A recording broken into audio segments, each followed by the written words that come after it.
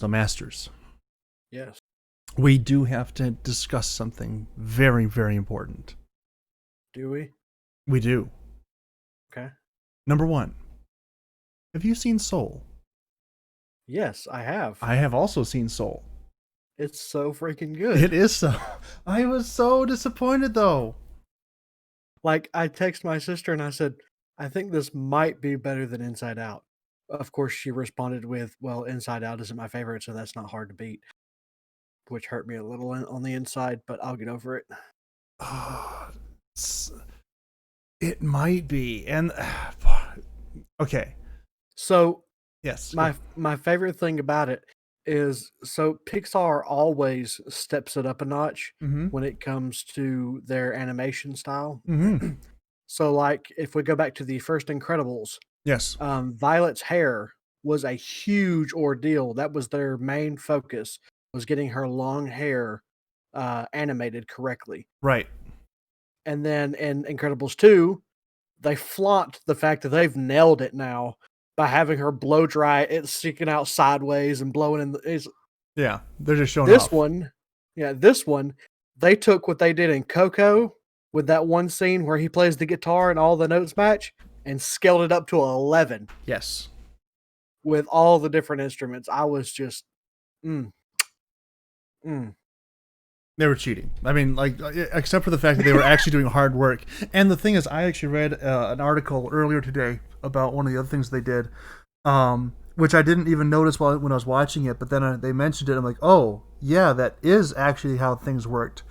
One of the things that they do particularly well as part of Pixar is shadow. Yes. Everything just looks properly lit. Well, if you notice, there are no shadows at all in the realm of souls. I didn't notice that.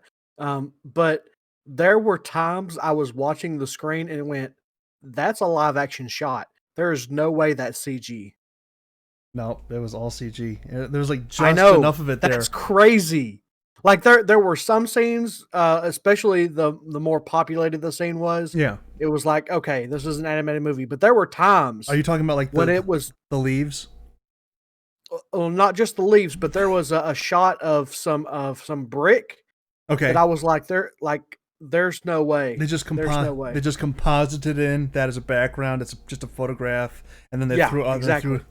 It doesn't work that way.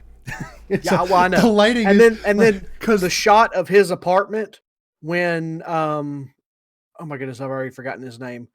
Terry. When Terry comes in and he's slinking around his apartment, that looks like a photograph until then you see Terry and he does like it's amazing. It's just mind blown. Well, it was one of the things that I noticed in my I noticed, I'm like, okay, well, that's kind of a cool effect. I'm wondering what they're doing here. But when I actually read the article today about the lack of shadow in the land of souls or whatever it is, everything there is translucent. Like there's nothing there to really stop light. And so rather than there being like a shadow, what they did to replace the shadows is there is a fractal effect. So, like when you focus light through a prism, it separates it into its delineating parts. When light comes through objects in that realm, that's what the effect is. And they replaced shadow with that. And I'm like, what do you have to be smoking to come up with that in the first place? And then what do you have to be smoking and then probably taking or sniffing or something to actually put in the time, the effort, and the work to make it look that unbelievably fantastic on screen?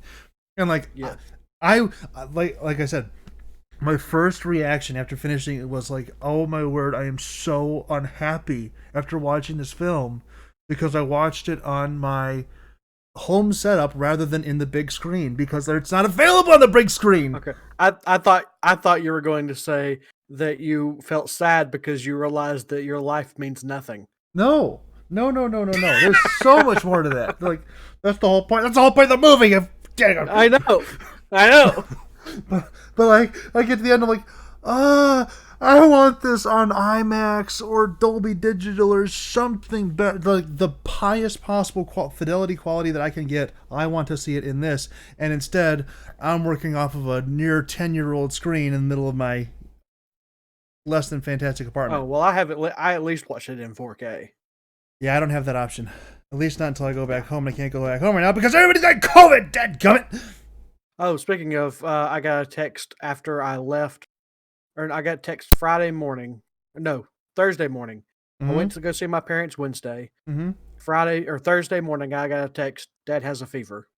I got a text earlier today. Dad is positive for COVID. Oh. Cool. So yeah, so I am quarantined for the next 12 days. Welcome to the party, pal. Yeah. How's your dad doing? Last I heard, he just had a fever, nothing else. Okay. So probably about a lot like my dad. He's just 71 and he got issues anyway. From what we're understanding, he is totally fine. People can be around him at this point, but he's still got like a cough, so people don't want to take chances. And I'm like, I could have been watching this in 4K. Not that I. Man, do I sound like an entitled idiot right about now? Well, you know. Don't care. Such a good movie. Oh man. That's all I did yesterday. I just watched movies the whole day.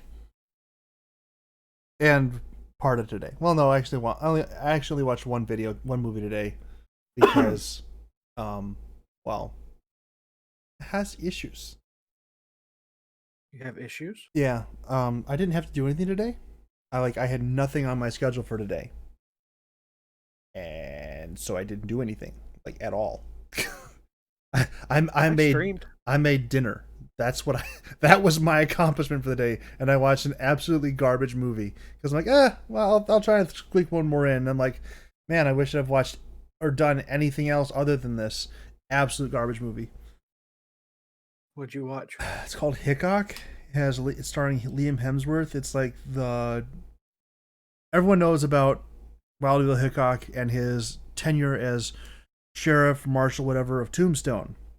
Well, before that, he made a name for himself in Abilene, which is typically what the movies don't focus on. And that one does, except it's like complete garbage, and it's poorly acted, it's poorly written, and it's such trite, cliche crap. I almost turned it off like 5 times, but I don't turn off movies because I'm a glutton for punishment, apparently.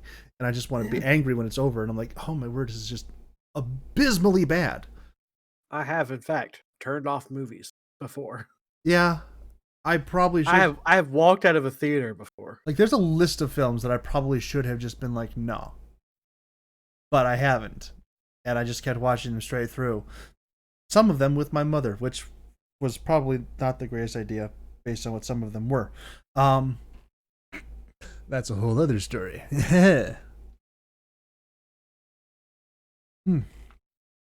But yes, just painful. Just painfully bad movie. Oh, okay. So I knew there was another one. So yes, yeah, had to have been yesterday. Mm-hmm. Yesterday. Yes, Christmas. I watched Soul. Yes. Then I watched the behind the scenes for The Mandalorian, which we'll get into. I haven't seen it yet. Have you seen it? Nope. Okay, then we won't get into it. And then I watched a movie that I've wanted to watch since I saw previews for it in 2014 and never got a chance to watch it. Which was? It's now on Disney Plus, Into the Woods. Oh, I've seen Into the Woods. It's a fantastic film. I love it so freaking much. Agony is so much greater than yours. I probably have the melody wrong. I literally smiled through the entire film. Oh yeah, it was excellent. The entire movie is basically just one gigantic meme. Yes, exactly. Yes.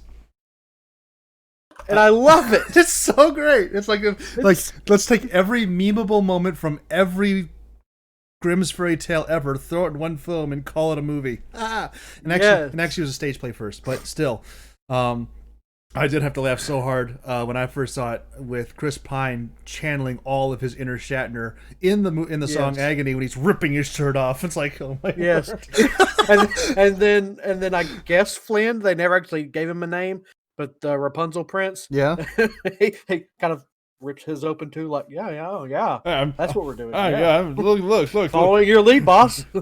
It's like no, you don't have it. I'm sorry, friend. The panache, you do not have it. Oh man, I loved every moment of that movie. it is so good. Just wonderful, beautiful even. Yes. So I had a good Christmas day. So I started by watching Klaus for the first time. Klaus. It's a Netflix original film from I think 2 years ago. It was nominated for Best Animated Picture. After seeing it, I understand why. It's going to be an every year kind of thing. It has this kind of irreverent take on the origin of Santa Claus. I love the art for it. Just looking it up. Yeah, the art is beautiful. Everything. Santa looks boss. He's played by J.K. Simmons, which just makes it so much better. Speaking of voice actors, I didn't realize who it was, but when the love interest in there, I think her name is Ava, she first speaks, I'm like, oh, I have to find out who this is. And then I found out who it was, and I'm like, I have never liked that actress in anything I've ever seen her in before. But if she can keep doing voice acting work, like, she nailed it. She said like half a word, and I was like, "Yep, we can." And yes, are you sure it's not pronounced Claus? it's Klaus. I know. I saw the movie yesterday. Okay. I know. You think it is. They're making the whole thing is very tongue in cheek, like very tongue in cheek. It's not Claus. It's Klaus. He's not delivering gifts to good kids. He's delivering gifts to kids who send him letters through the mail, which is kind of the hook that starts the whole thing off. My favorite Santa Claus movie ever is The Adventures of Santa Claus, not the claymation one. The one from like the 70s? I don't know if I've seen that one. I'm familiar with it, but I don't know if I've seen it. Let's see, what year is it?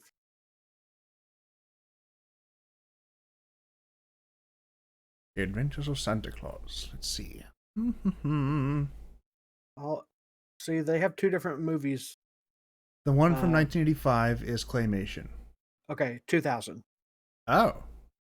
Okay. I'm not familiar with this one then. It is my favorite Christmas movie ever, and I have not seen it in years.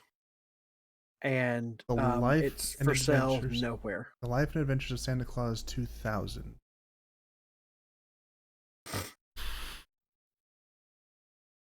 What makes it so good? Aside from Jim Cummings, I'm assuming plays Santa Claus. So I couldn't 100% tell you. Anything that I say could be through rose-colored glasses. As I previously have said, I have not seen this movie in probably 15 years. Okay. It used to come on with all the Christmas movies every year, and then it stopped coming on, or I just couldn't catch it. And I've looked for it everywhere trying to purchase it, and I can't find anywhere. I mean, there's definitely ways to get this, but please do not ask how. Oh, I can watch it for free right now on Peacock. How about that? Sometimes all you have on Fobo TV with a subscription or Folio. Sometimes all you gotta do is keep looking. Yeah, I'd never heard of this before, ever.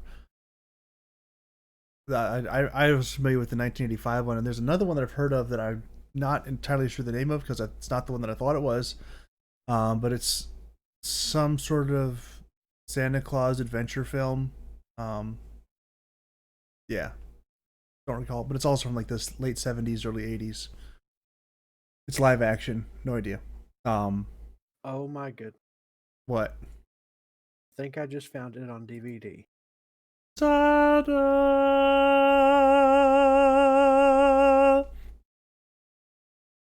See, there's a reason we keep doing these podcast masters. It's so that you can find all the stuff that you have been missing out on for all of your past childhood days. I'm purchasing it right now. I have no question or no doubt. But yeah, so I watched Klaus. It'll be here sometime next year. Good luck. From January 22nd to February 8th. Is the projected time. I ordered a bumper sticker for my boss. In the beginning of December. They no longer have an estimated delivery date. That's basically like, it'll get there when it gets there, or we'll cancel the order. One of those. And I'm like, you guys are very unhelpful. Anyway, what was I saying? Oh, yes. So, yesterday, Klaus, Soul. I kind of liked the first one, so I'm like, okay, I'll watch the second Christmas Chronicles movie. Don't waste your time. Christmas Chronicles? Netflix original. First one came out 2 years ago. Stars Kurt Russell. I haven't had Netflix in so long. Well, I yada yada. Anyway, had Kurt Russell, and this one was like him and Goldie Hawn. I'm like, okay, well maybe. No, it's crap. It's trash. It is cliche, trite, overdone. There is nothing original or interesting about this in the slightest. Waste of time, waste of budget, waste of actors, waste of Kurt Russell, which is the worst sin of all. Everybody involved with it should get coal, which works out really well because then I watched Fat Man, and that is the perfect Christmas movie for all the wrong reasons. Also, not a film that I would recommend anyone watch, but it was incredibly fun for me because I'm that kind of masochist and sadist. So, yeah. And anytime you hear the words Mel Gibson plays a jaded and world-weary, you can stop listening and just go, that's going to be a fun movie to watch for some reason. Probably the wrong one, but it's going to be a fun movie to watch for some reason. And when you finish the sentence with Santa Claus, who has a hit put out on him for delivering coal to a self-entitled young fellow, turns into something pretty awesome. For, again, all the wrong reasons. And the hitman ends up being Walton Goggins, who's one of my favorite actors of all time anyway. Again, for most of the wrong reasons. And it's kind of like when they did The Producers, or at least the plan within The Producers. If we get all the wrong things and put them together in the same thing, it's probably going to be terrible. But just maybe it'll be awesome. And it's kind of that thing right there. They put so much bad into one movie that it worked out really well.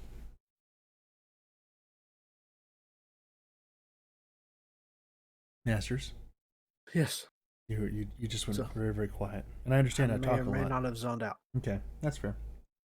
Anyway, Soul. Let's talk more about Soul. Let's talk about The Leaves.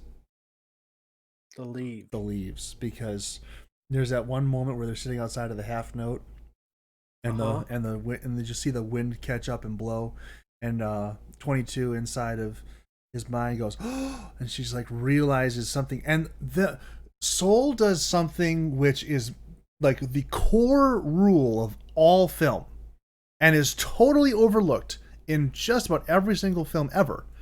But Soul just like picks up on it and is like, yeah, this is a thing. Let's actually show rather than tell. They never actually explain what the purpose is, what the spark is. They never explain it whatsoever. In fact, one of the caretakers, is that what they're called? Jerry. I forget. Anyway, yes, the Jerrys says, "Oh, you silly humans and your destiny world, meaning of life stuff." Yeah, like it's like you guys are always thinking about it, but it doesn't matter. Well, no, the thing is, it does matter. Not that it doesn't matter. It does matter. It's just not what you think it is. Right. And like that was one of the things that I picked up when I was watching it. I'm like, okay. He kept saying it's music, it's music, it's music, it's music, it's music, it's music, it's music. I'm like, okay, I gotcha, but I don't think it is. Like, no. And then when they dropped that, I'm like, I see. And then it clicks over. And there's again, it's never expressly said, so it's open to interpretation. You could say that, oh, it's just the little things in life, the little joys, little this and that. Okay, you could say that. You could make an argument that for him it's teaching, because that's the thing that he's particularly good at. Mentoring, yeah. Mentoring, either one. Some interchangeability there. I think mentoring might be a better word, actually. I acquiesce to that. And so that could be his spark. But there's like a number of different little things where it's like, and then they never tell you what it is. It's kind of the most important question to answer out of the whole film, but the whole point of it is perfectly encapsulated in not answering. And it's just wonderful, and it just made me happy. It really elevated the idea of the human spirit above that of just what you do, which I think is, I mean, that's entirely the point of it, where what's his name, Joe? I can't remember the main character's name. Let me find out. IMDb, help me, save me. I'm already looking like an idiot. Oh, this is Rotten Tomatoes. Joe. It is Joe. It is Joe. Ha! I'm not as much of an idiot as I thought I was. Yeah, but I turned on the captions. I'm watching the movie. But so Joe is so caught up time and time again throughout the entire thing. He's just like, okay, well, this is my spark, and this is your spark, and like that's kind of the thing that messed up all the previous mentors for 22. Because they're like, well, it's because you need to be this thing, or you need to fulfill this role or this position. And it's like, no, you guys missed the whole point. It has nothing to do with what you do. It has much more to do with how you feel about that thing, how you interact with it, what you derive from it. Which I think was very well put when we're talking with the barber, and he's like, yeah, it's, I thought I was going to be this, I'm going to be a veterinarian, I did this and that and the other, and then I come here and I actually get to interact with people, and it was the interaction with folks that allowed him to find that fulfillment and purpose in his life. And I find that to be particularly not only very well put and very well expressed, but done so in such a way that they didn't stop and explain it to you. They just let you either figure it out or not figure it out.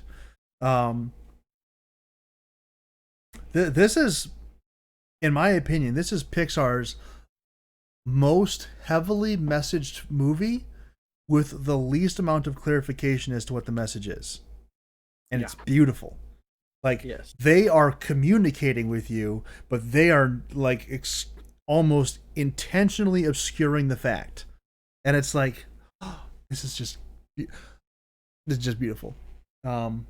I do kind of wish, like right at the end, when Joe is back on the elevator, going towards the end, I do kind of wish that they'd have been like, like they offer him to go back down to Earth and be like, you know what, I've mission accomplished kind of thing, and just kind of head on. But I had that thought too. I wonder if he's going to be like, no, I've fulfilled my purpose. Mm-hmm. Yeah. Kind of thing. Yeah. I mean, I could definitely see that being how that would play out, but I'm not the filmmaker, so I don't have to rationalize my positions on it. I just go, you know what? I think that this would have also worked. They definitely nailed their emotional punches in this one. I think they nailed the emotional punches a lot better than in some of their other films. Like, I felt more of an emotional punch from this one than I did Inside Out. And Inside Out, you know, people are like, oh, Bing Bong. I'm like, yeah, I don't really care about Bing Bong. Don't care about Bing Bong one bit. You got to let your imaginary friends die. Yeah, that's part of growing up. Yeah, yeah. And I know that is the point. But some of us have already gotten to that point where we did grow up, and we don't care no more. Let him die.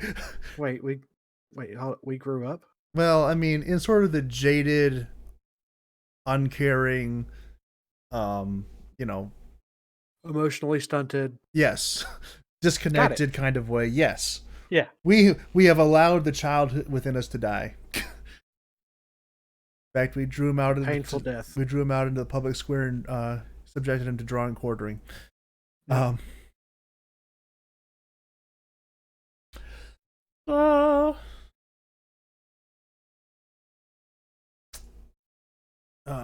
what else was there? So many good, so many good things were just going on in this movie.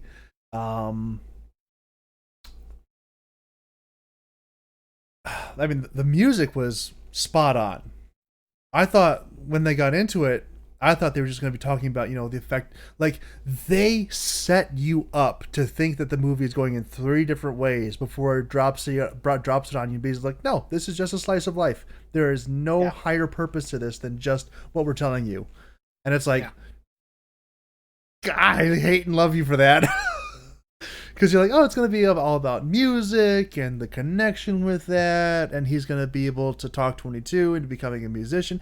Like, it is a rare film that catches me off guard and arrives at a conclusion that I could not see coming. This one succeeds. Like, we're 20 minutes from the end of the film, and I don't know where it's ending. Yeah. That is very difficult to do.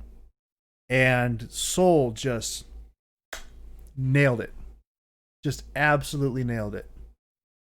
Yeah. I can almost give it no higher praise than to say that it caught me off guard in a very positive way. Nice.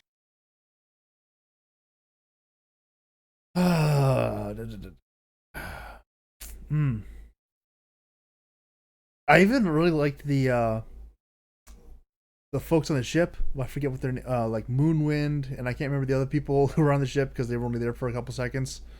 But like Moonwind in particular was just, I mean, and the idea that he was played by Graham Norton, didn't see that coming at all. But okay, I mean, it worked. You're going, who is Graham Norton, aren't you? If I was, I would be IMDb. Don't worry. Okay. Okay. No, I'm going back to get the people on the ship. Ah. Yeah, I mean, I know there's Moonwind, and the other ones couldn't even begin to tell you. About to tell you in just a few seconds. They're riding down the sand. Mm-hmm. Now, Dreamer Wind, found one.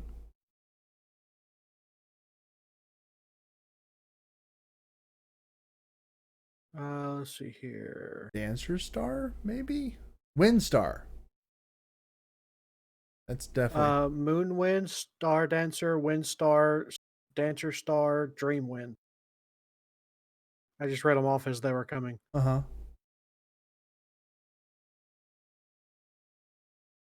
I also really liked the idea that they presented that like people who get so wrapped up in their work are basically dead, which kind of communicates the idea of, you know, get a life.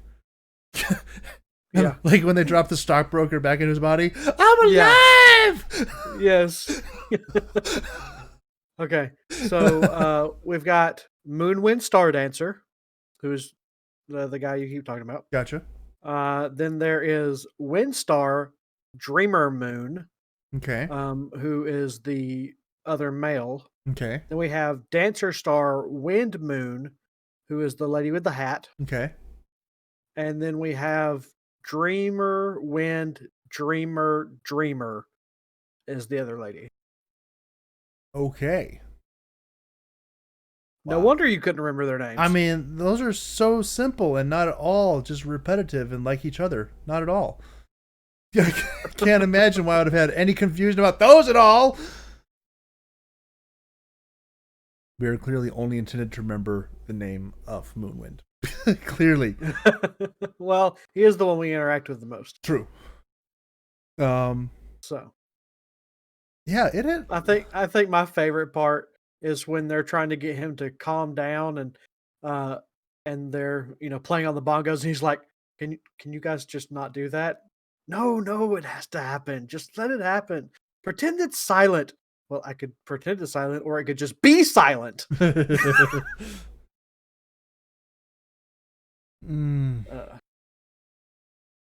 good.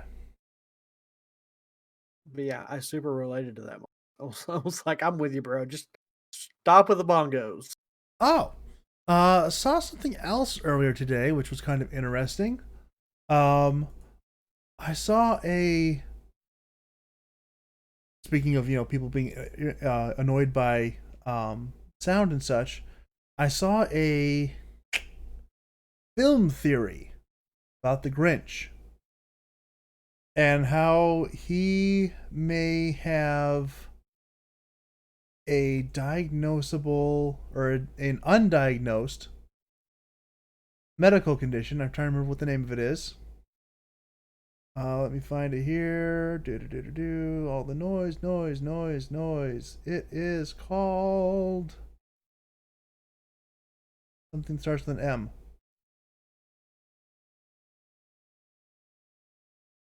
Where is it? Misophonia or misophonia? Misophonia. There we go. Which I thought was kind of a cool idea that, there's actually a reason why the Grinch hated Christmas.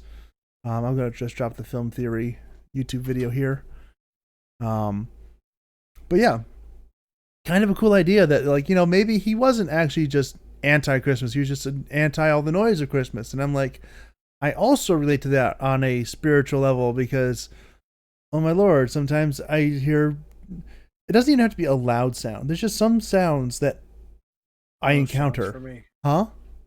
Most sounds. I hate loud noises. It doesn't even have to be loud. It just has to be the wrong tone. Yes. Like I can't handle 99% of my ringtones on my phone. So I have to go through every single agonizing one of them to find the one that my ears find at least acceptable. Gotcha. Yeah, I mean, like the opening of Soul almost broke me. I almost turned it off. But I was like, no, he's a middle school teacher. That's the point. That's the point. Mm-hmm. Yeah. Yeah. Yeah. That almost ruined the film for me right then and there. The beginning is the hardest part to get through, and I'm like, because when I went into it, I'm thinking, okay, this is gonna be just like a music thing, and then that's the music that you're first encountered with, and you're like, oh no, I can't do this.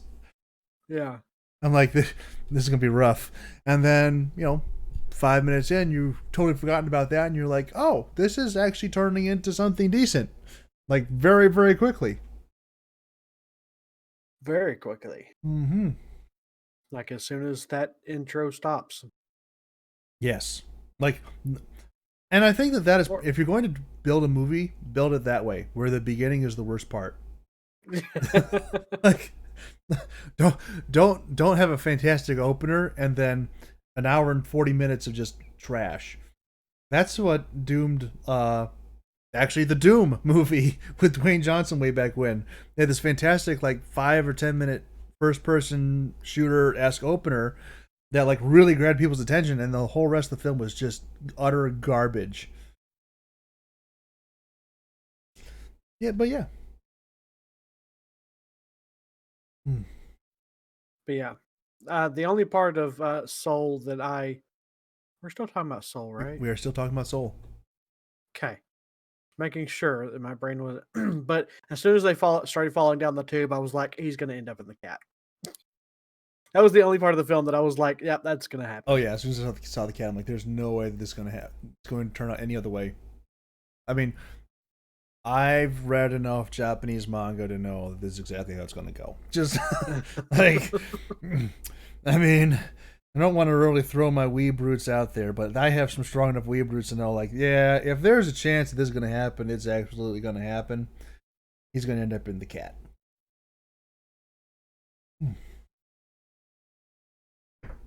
Yeah.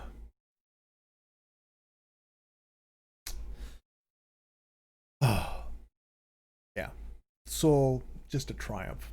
Just really, really enjoyed that. Absolutely the best Pixar film in time.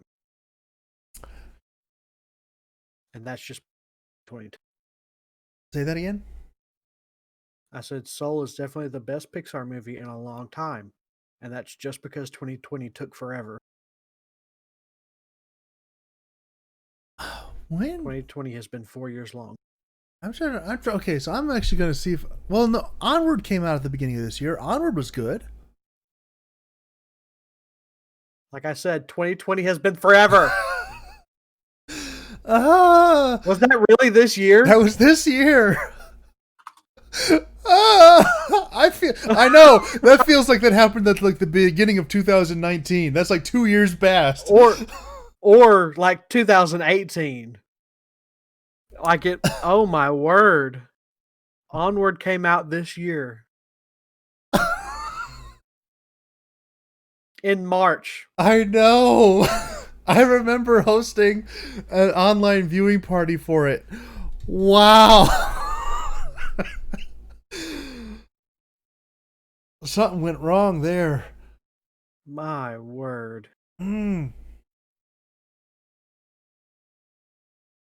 I don't even know how to deal with that. Alrighty then. I mean, that's 2020, bro. It's almost over. So like we still have 9 more years in this decade. So, wow, it is amazing how quickly like time has just flown. Like, wow. Yeah. So I'm looking right now. I just brought up the list of all the Pixar movies in order. So 2 this year, Soul, Onward. Last year was Toy Story 4, After Incredibles. Before that was Cars 3 and Coco. Good Dinosaur in 2016. No, in 2015. Finding Dory in 2016. Beginning of 2015 was Inside Out. I'm wondering what they did in 2014 because they don't have anything listed there.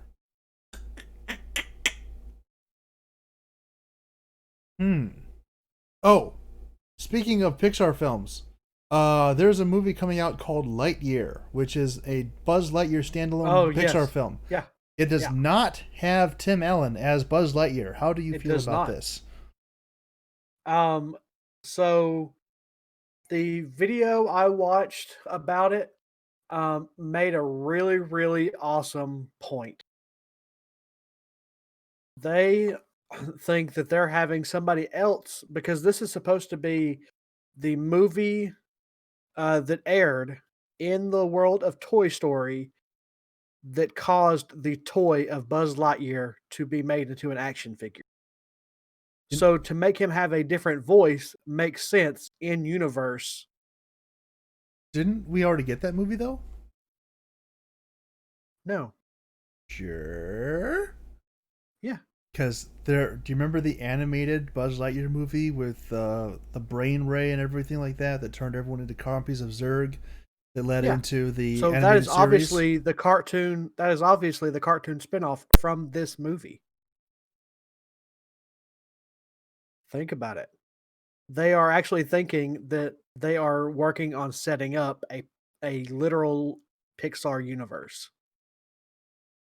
Well, how? Okay, if they're setting kind of like the MCU. So if they're setting up a literal Pixar universe, this is going to play absolute havoc with the Pixar theory. unless they lean heavily into the Pixar theory. Because the Pixar theory right now says some pretty interesting stuff, and if they're going to say that there is an in-world film that takes place, which inspires the.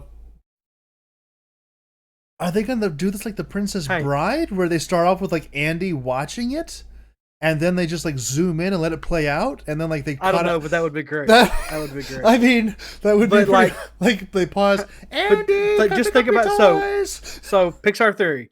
Just think about this: Monsters Inc. 3 follows Boo as she works to becoming a sorceress to master the magic of the doors, and eventually makes it back to Mike and Sully. That's a tough one because we don't have any talk about a Monsters Incorporated 3. I know, but just think about it. Like, if this is actually a thing, how amazing would that movie be? Oh, that feels like it just hurts my brain to think about it. So the next movie coming out from Pixar is Luca. What is this? Okay, let's open this, and the one after that My is goodness. Turning Red. So I made a mistake. Yes? I found a quiz where it puts Pixar movies up against each other, and you choose the best one, and then it shows you your ranking afterwards. Question number 2 is Coco versus Incredibles 2.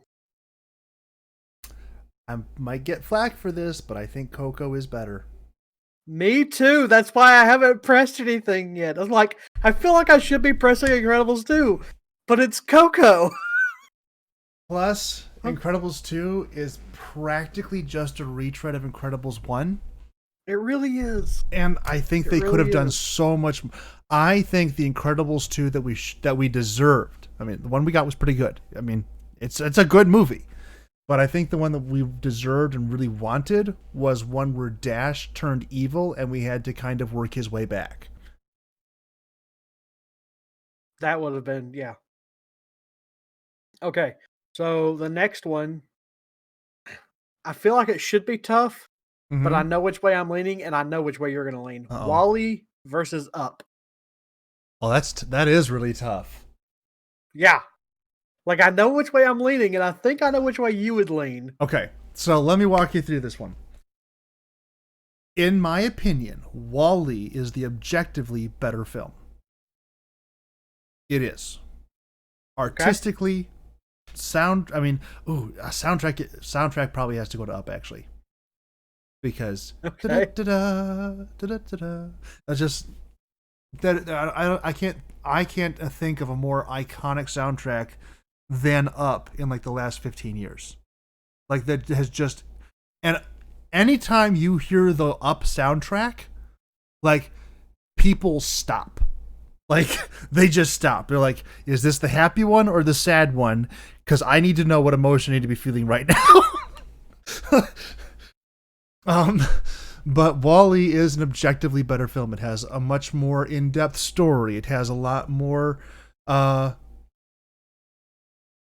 twists and turns. Like there's really only 2 major turns to the story of Up.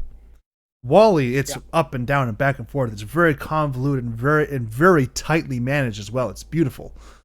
Yeah. But there's always a but.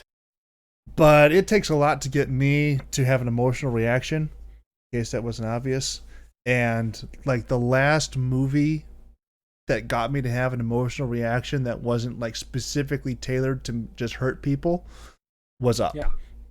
Like the movie before that, which was specifically tailored to just hurt people, was Hachi, a Dog Story. And I'm just I was not okay watching that movie.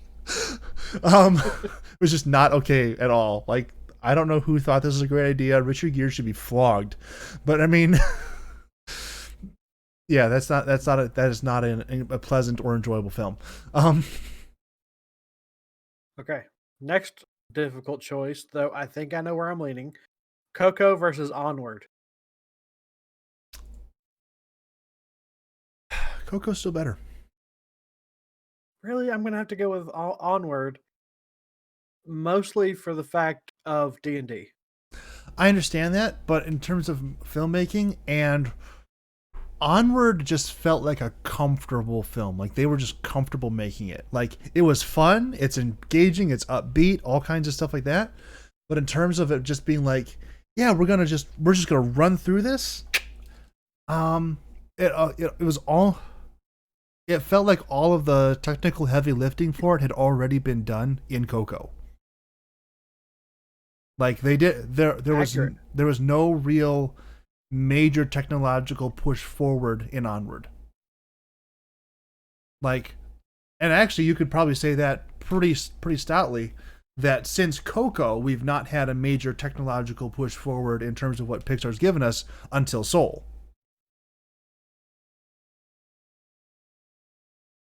Fair. So, and Onward then being like the last movie that they use that they made using that engine or whatever, it really just kind of did feel like, okay, well, we have our story beats, we have this, we have that, we have Chris Pratt and we have Tom Holland, let's just make a movie. And then they did. Yeah. It's a good movie. I like it. I really do. Yeah. I only watch good movies more than once, and I've seen Onward I think 3 or 4 times.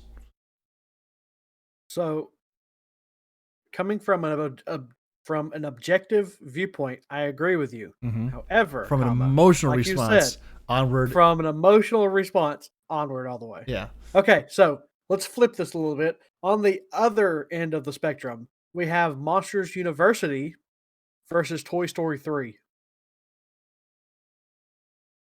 Toy Story 3. I don't even feel like that's a question. It is a much more impactful film. I completely did. I hated Toy Story 3. I very much dislike Monsters University, but I hated Toy Story 3. Like, I appreciate Monsters U for what it is, but Toy Story 3, I think has...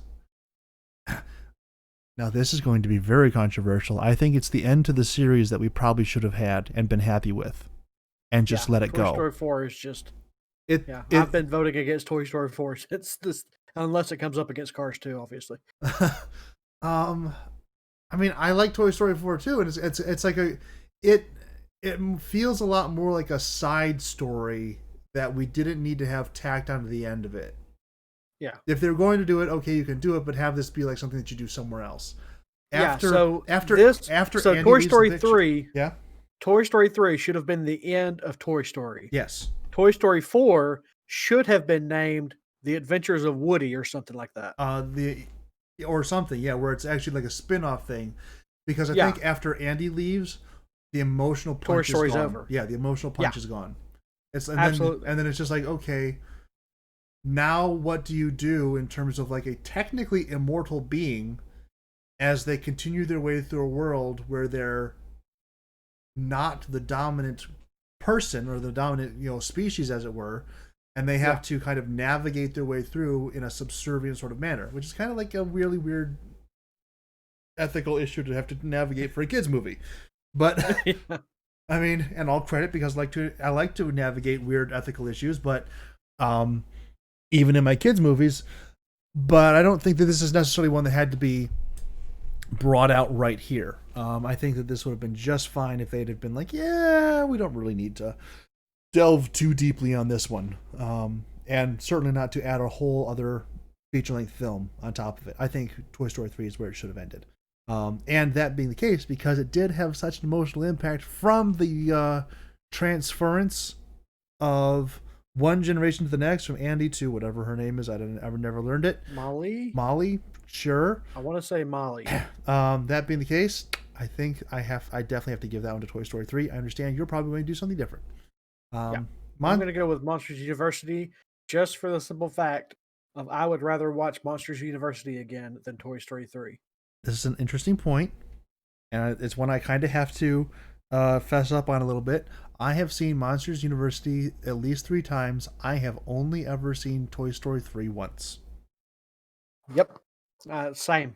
Though I've seen Monsters University more than 3 times. And it's like, it's this constant thing in the back of my head, like, oh, I should really watch Toy Story 3 again.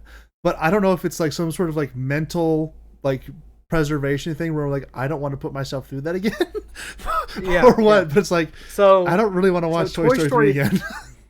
Toy Story 3 has a better cohesive story with its predecessors, whereas Monsters University pretty much destroys all of its connections with the original film. Yeah, yes and no, kinda. It tells you why Mike and Sully work well together, but that's really the only thing that carries over from Monsters University to Monsters Incorporated. Literally the only thing. Yes, yeah. Literally the only thing. Everything else just kind of like, eh.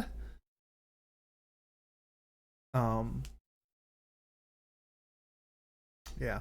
Okay, Ratatouille versus Wall-E. That was a joke question. I mean, Wall-E, but Ratatouille, I have a special place in my heart for. I really do. I'm so excited for the ride. I didn't know there was going to be a ride, but I'm also excited for the ride. There's already one in Paris. They are building it again in the Paris of Disney World Epcot. That's a good idea. Like, so pitching this idea to you, what about I mean, I understand they're going to be MCU stuff, they're bringing a lot of things into Epcot, but what if they just made a very concerted push to turn Epcot into like the Pixar park? Because that just matches very well with the overall ideology behind Pixar pushing the envelope constantly forward in terms of technology and everything else, as is kind of the same thing for Epcot.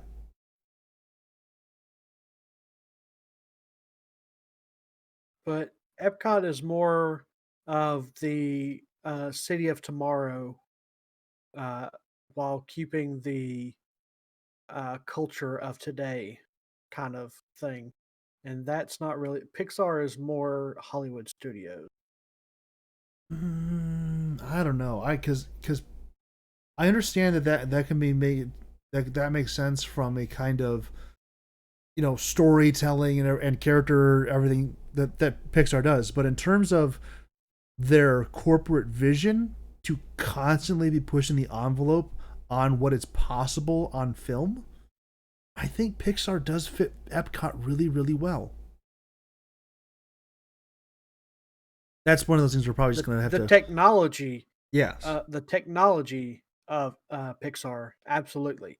Maybe... The stories, not so much. Maybe what they could do, and this is just a wild pitch kind of thing, make a Pixar experience to throw into Tomorrowland somewhere, where they do kind of like a... Tomorrowland is in Magic Kingdom. Whatever. That we're somewhere Future World. Somewhere in Epcot, wherever they think. Future World. Don't get rid of him. Never get rid of him. But make it like an addendum onto Figment's thing. I forget what the name of Figment's ride is.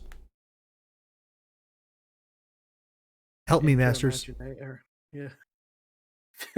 Figment's Journey into Imagination. Figment's Journey into Imagination. Okay. Make it like an addendum onto there where like you come out and you go one way to the gift shop and go the other way, you go here. And have kind of like a stripped down kind of like graphical creation interface. Kind of like what they do for building your cars. Alert. What? Spoiler alert. Yes, sir. They already have that. But I mean, it was just under remodel when we were there. I gotcha, but like tailor it more specifically to like a Pixar-esque type of thing, and do like have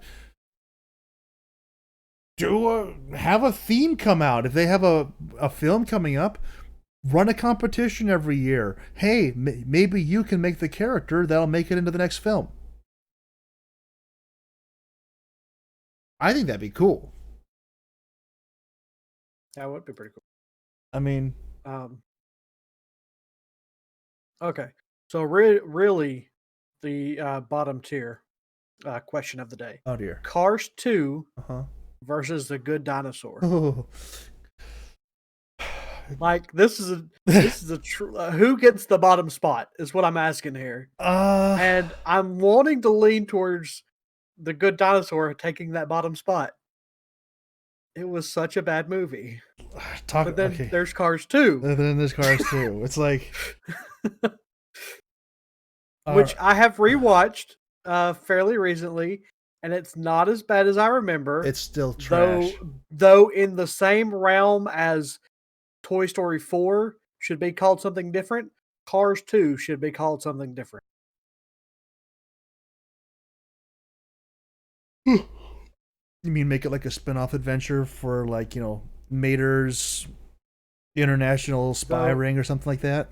yes, though there is a group of people out there who have come up with a theory that Mater is actually the ultimate spy. Yeah, those are the same people who think that Jar Jar Binks is going to be the real big bad behind the Sith, and that's just not. I mean, Hey, I'm on that boat, thank you. I know. That's why I brought it up. I'm just saying, in terms of things that are actually going to happen, that's not going to happen. You don't know. I know. I've talked to Dave Filoni, and he confirmed. You have not talked to Dave Filoni. Closest you got was Monkey. Oh. Man, like so this is like the question of the burning dumpster fire versus the smoldering dumpster fire. Like, but the question is, which is which? Like, one of them is like actively hot garbage. The other one kind of feels like it's fizzled out. I think that. Okay. So it took me until this year, 5 years after it came out, to watch The Good Dinosaur. Same. Okay. I started it a long time ago. Could not make it past the dad's death. I was like, this is the stupidest garbage I've ever put in my mouth. And then I finally actually watched it this year. Like, I had never seen anything from it other than the trailers for it. And the trailers, I'm like, okay, this looks like it might be kind of interesting. Kind of like reversing roles. But it wasn't until this year when Disney Plus came out that I actually saw The Good Dinosaur. Disney Plus came out last year. It's over a year old. Okay, when I got Disney Plus this year, I finally saw The Good Dinosaur. Whatever the case might be. When I finally thought to watch it. That, to me, actually says that The Good Dinosaur is the smoldering garbage. Because it was not so horrifically bad or like such an issue that it had to be addressed at the time that it came out. It waited 5 years before either one of us actually paid it any attention. Cars 2, I saw in 2011. And in 2000, I guess I did. I guess I was going to the theater in 2011, but like that was like just barely after it. And I definitely did not see Cars 2 in the theater. I saw it like, months after the fact, but like I saw it in 2011 and was physically angry watching the majority of it, particularly the ending. Again, if you're going to have a great scene, put it at the end, not at the beginning. And that's saying something because like one of my favorite Pixar movies is Up, and the best scene in Up is the opening scene. And strangely enough, that's not the one that got me on the emotional punch though. So Yeah, I know. We've had that talk. Yeah, I know we have. But yeah.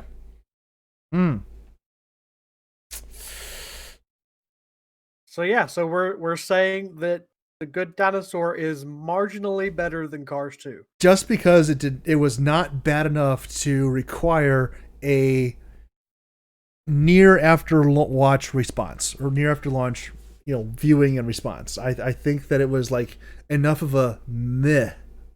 It was more of a meh than an ugh kind of thing. Okay, I'll give you that. I will agree with you there.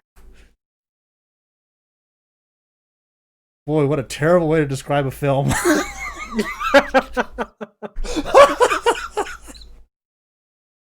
Oh, okay. Here's another good one. Okay. I almost clicked on the one, so I know what my decision is. Okay. But Finding Nemo versus Ratatouille. Oh, Ratatouille. Okay, we had the same gut response. Yeah, not even close. Okay, Ratatouille, not Cars. Ratatouille versus Toy Story 2. Toy Story 2. Yeah. Okay. So we're on the same page on some of this. Somebody loves you. Everything. Oh, now here's a hard one for me. Okay. So for the longest time, that my favorite Pixar film was Cars. Yes. Then Cars 3 came out.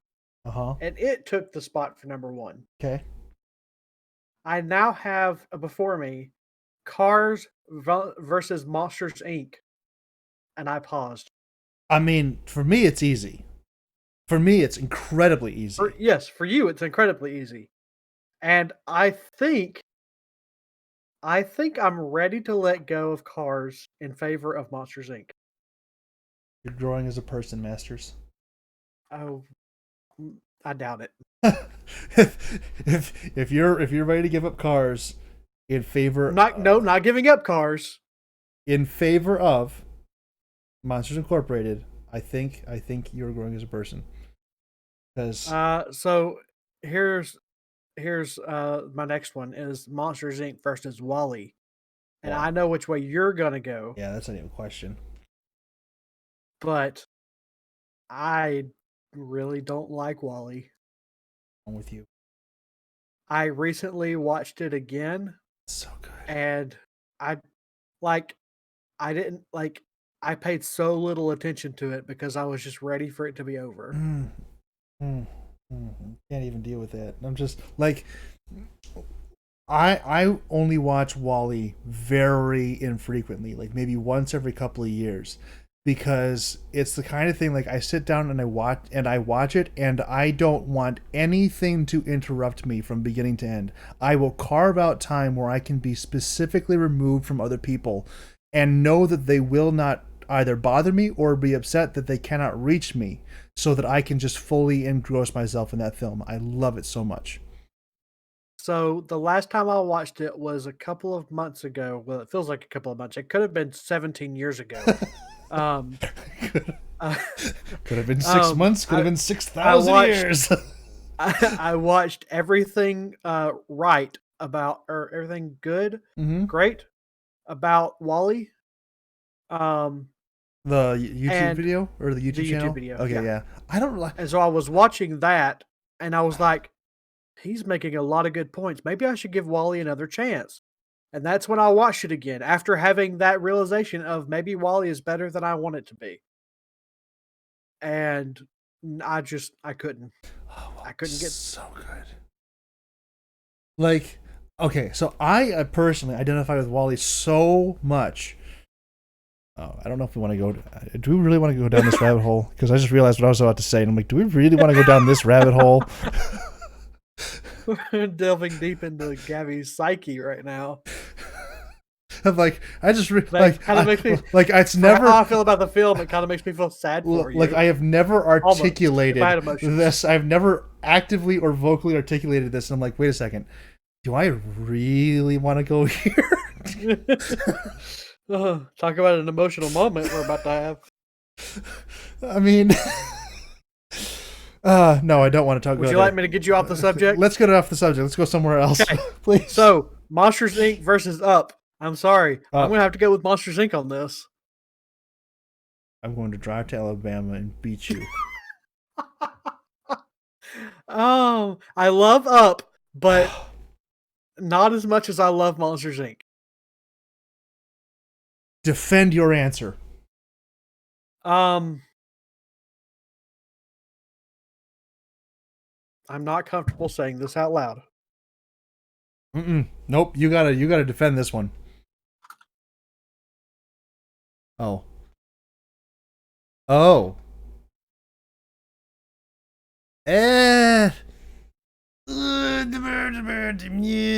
I mean, okay, so there's a personal attachment to that. Personal attachment. That's all it matters. That's why this is a personal ranking. This is not the objectively better film ranking. This is what does Masters like to watch more than everything else. I got you, but I would have to just because I do not have that personal attachment. I vehemently disagree with you, but okay, and I'm okay with that. I can agree with you that Up is the better film. Okay. However, I like Monsters Inc. more. Good Lord. God.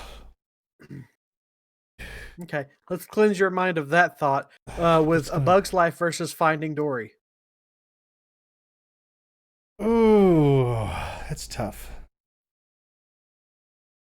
I really liked A Bug's Life when it came out, though I liked Ants a lot better. Yeah, Ants is just a better movie. It really, really is. Yeah. It still is. Still is. Yeah, it's a good movie. But Finding Dory is just a rehash of Finding Nemo. And a much less inspired one. Much less. But that being said, A Bug's Life is just a rehash of Seven Samurai from Akira Kurosawa, and it was redone way better by a whole bunch of people. And plus, like, there's so many knocks you can give against A Bug's Life. So many. That's tough. Like, I like A Bug's Life. I do. But it just seems like it had so many more opportunities to do good things that it just missed out on. Like, the soundtrack isn't up to par. A lot of the characters are just kind of like meh. I think I'm gonna have to give it to A Bug's Life for nostalgia reasons. Like, I really don't like Finding Dory. I will probably talk my way there, but right off the bat, I'm like, man. And yeah, Finding Dory is probably my third least favorite Pixar film. Yeah, that's where I'm at too. Yeah, it's like it's way down there. Yeah, it's like way down there. Okay. Another difficult decision for me. I think I know which way I'm leaning, but Inside Out versus Coco. That's tough. Yeah, that's hard. Like, that's not even tough. That is a hard question. Uh-huh.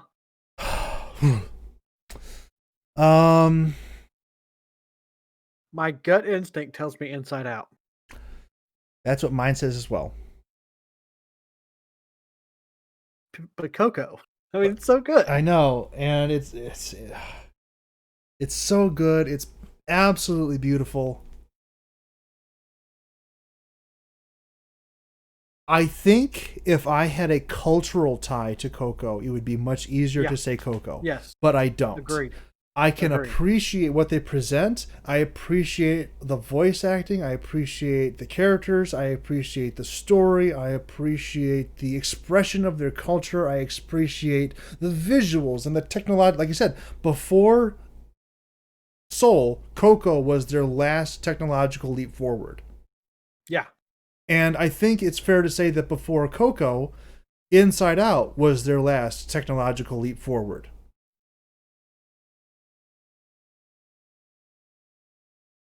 Yeah. Yeah. So we're kind of like going, okay, we're hitting high note to high note, and they're really tough to beat. But Inside Out, I think, has a much broader general appeal. And I personally have a much greater affinity for it. And it has one of the best credit scenes of any Pixar film ever. It really does. It really does. Like, I want them to make, like, I really hope it's coming to Disney Plus of them just going into different people's minds. Oh, that should be like a 5-minute miniseries. Like, absolutely.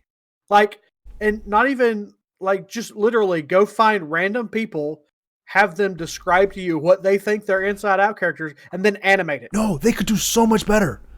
Pick existing Pixar characters and show the inside. Oh, yes. I like that better. Yeah. Why are we not doing this already? Like, let's get Carl Muntz on here and let's see what's going on. It's all angry people. They're all angry. Oh, man. They're all angry, except Joy still has a little bit of a smirk because he's thinking of Ellie. Joy is tied up in the back.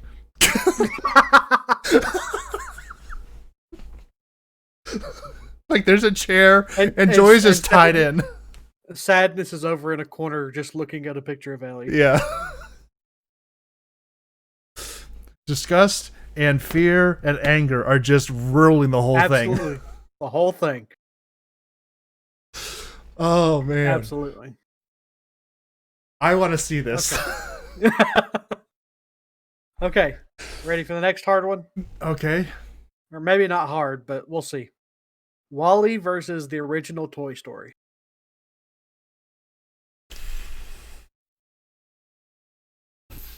Wally versus the one that started it all. Oh, nostalgia's Would you hurting like me. me to? Would you like me to make you feel better? Okay. I almost instinctually clicked Wally. Okay. Like, nostalgia is hurting me right now. Yeah. Nostalgia is hurting me right now. Why? Oh, like I remember being that 6-year-old kid sitting in, like, I was in school and it was a big deal on the day they brought in their, like, 16-inch television that I was in the 9th row to watch behind all the big kids, and I got to see Toy Story for the first time in school. It was a big moment. Like, oh man. Oh, that hurt. And I mean, and like, you gotta understand, this was a Christian school. They didn't show anything in there. The screen never came out. And like, even if it did, it was like, you're going to watch this heavily prescribed Bible thing that's totally boring and uninteresting and uninspired. And I think at this point, we're still 2 years away from having Veggie Tales. So, I mean, oh, 1996, what a year, man. Oh man, that's also a painful question. I don't like you, Masters. Hey, it's not me. It's the bracket. By the way, have you even looked at your bracket yet? Have you even started it? No, I haven't started. I'm doing it with you. We're just running this, man. We're doing it live. I figured you'd have already speed picked all of yours so that we could compare our two lists. No, I haven't done that at all. I'm experiencing this live with you. I could probably do that real quick, but I'm having fun agonizing. I haven't told you all of them. I'm just doing the ones that I'm having trouble with. Yeah, I'm just to get your perspective. I'm just having fun agonizing my way through this. I think.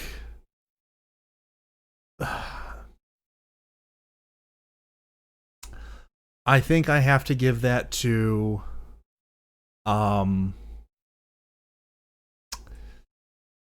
Yeah, I still have to give it. Oh, it hurts so bad. I feel like I'm abandoning my childhood. I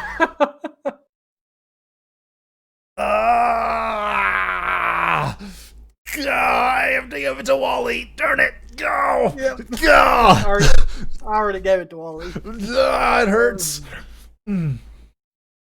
Right now I'm doing Coco versus the other ones. So Coco beat out Wally, beat out Up. Now it's Coco versus Monsters Inc. I mean, to me, it's still Coco. I think I'm going to have to go with Coco. Yeah, it's Coco. Yeah. Okay. Coco versus The Incredibles.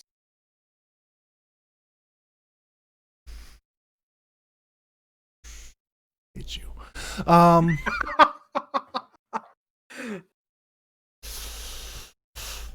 Oh man, I really hate you.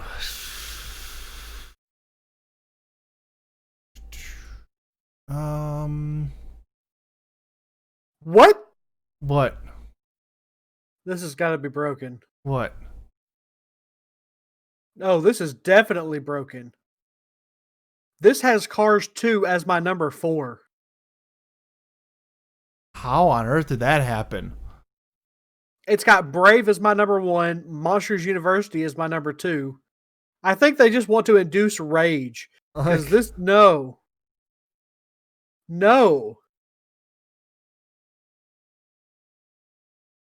Like, even if I had gotten it wrong, like, even if I was looking at it and they were saying pick the worst film,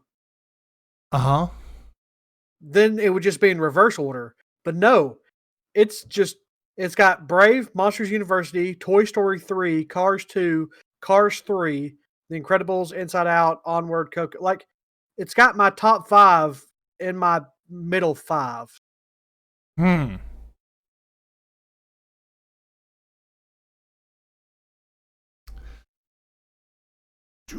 That's like it makes sense that, like, if you're going to be doing this, that the one that you never that's undefeated should be the top in my mind. Yeah.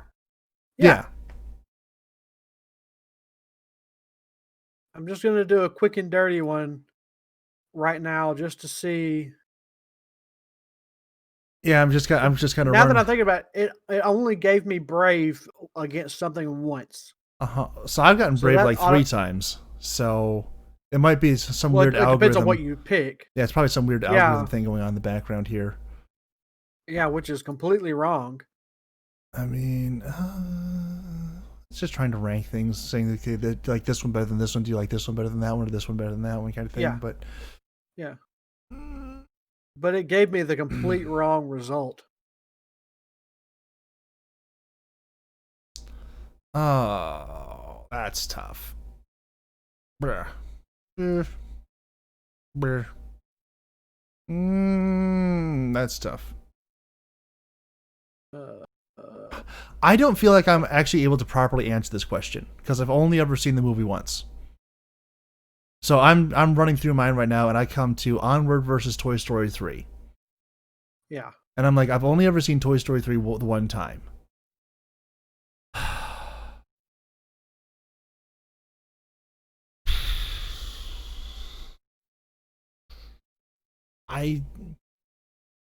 Of course, it's me. So if I've seen a movie once, I've basically seen it ad infinitum.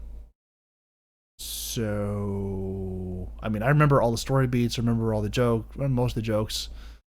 I remember the bad guy, the emotional punch at the end, everything. But I feel like I identified more with Onward personally. So I'm going to go with Onward, and I'll just have to deal with that.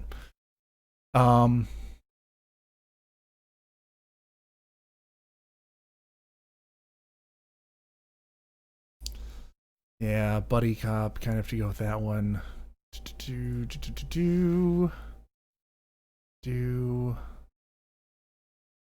I'm surprised at how many times I'm pressing cars. This is kind of annoying.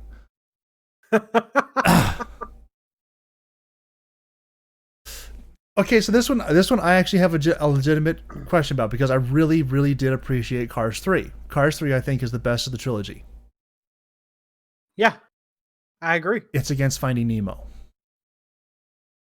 Oh, Cars 3 all the way.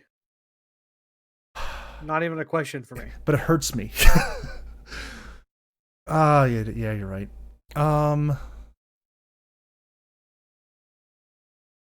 almost the same movie. I mean, it's Pixar. They're all the same movie. Cars 3 Monsters Incorporated.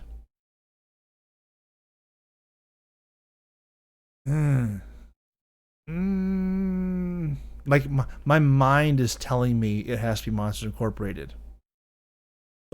But. Okay, there we go. I think it might have messed it up because I was going so slow through it.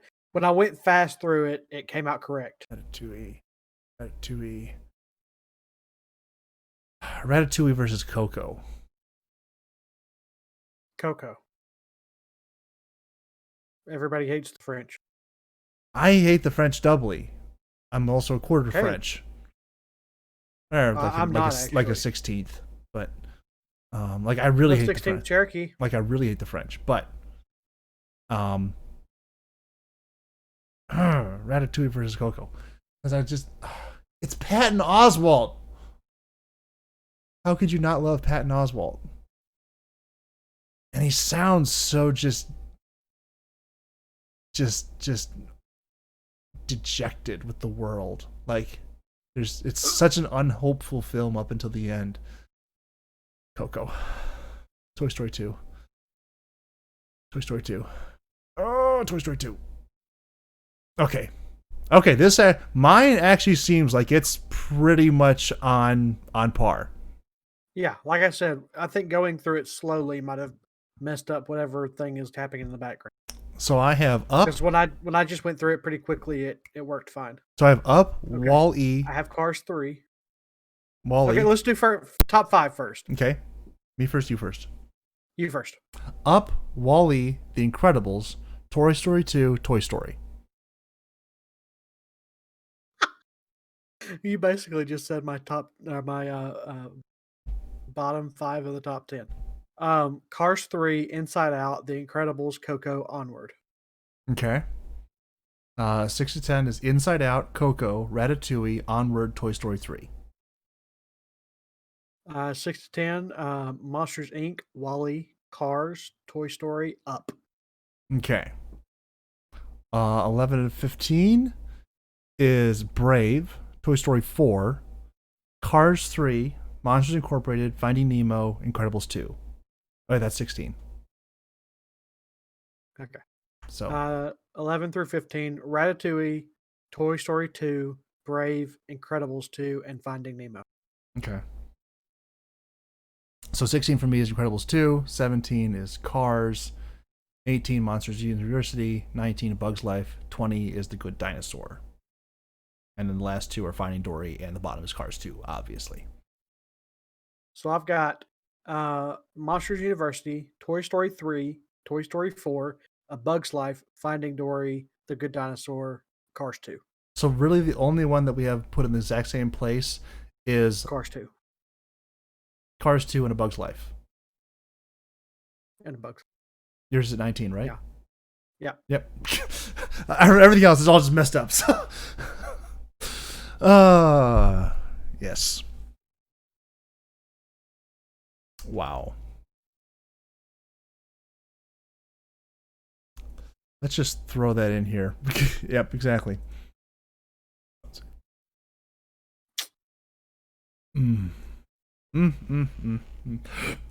Bah.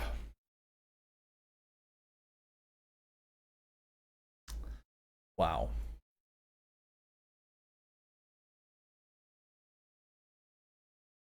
Yeah. Just No, Incredibles. We both have it 3. No, okay. Okay. Okay. That's it, though. Yeah, pretty much. 3. We agree on 3 out of 22. Where would you put Soul? Oh, yeah. Soul wasn't even in there. It just came out yesterday. Come on. Well, I mean, come on. It's not hard to change around your whatever. Let's see. Soul, I would have to put above Coco, so probably take my number 4 spot. I want to put it higher, but the other ones just hold so much more punch to me. It's definitely in my top 5. I cannot get it above 4. Or no, I can't. Like, I could get it to 6. I'm not sure if I could get it to 5. I can get Soul above Inside Out. I don't know if I can get it above Toy Story.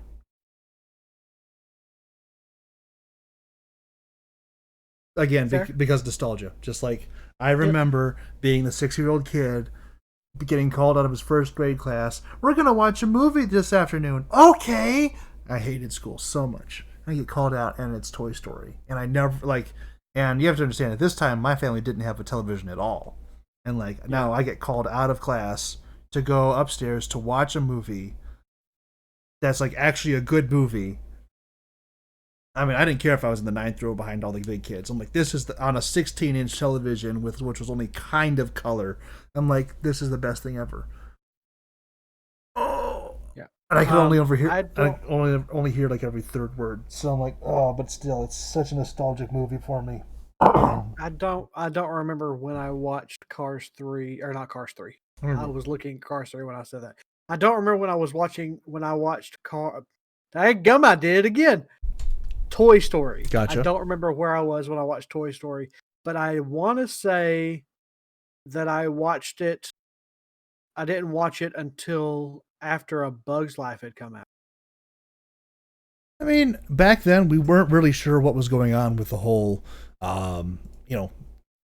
digital movie thing. We was like, oh, there's a movie called Toy Story. What's a Toy Story? What's this? It's about toys? That doesn't make sense. First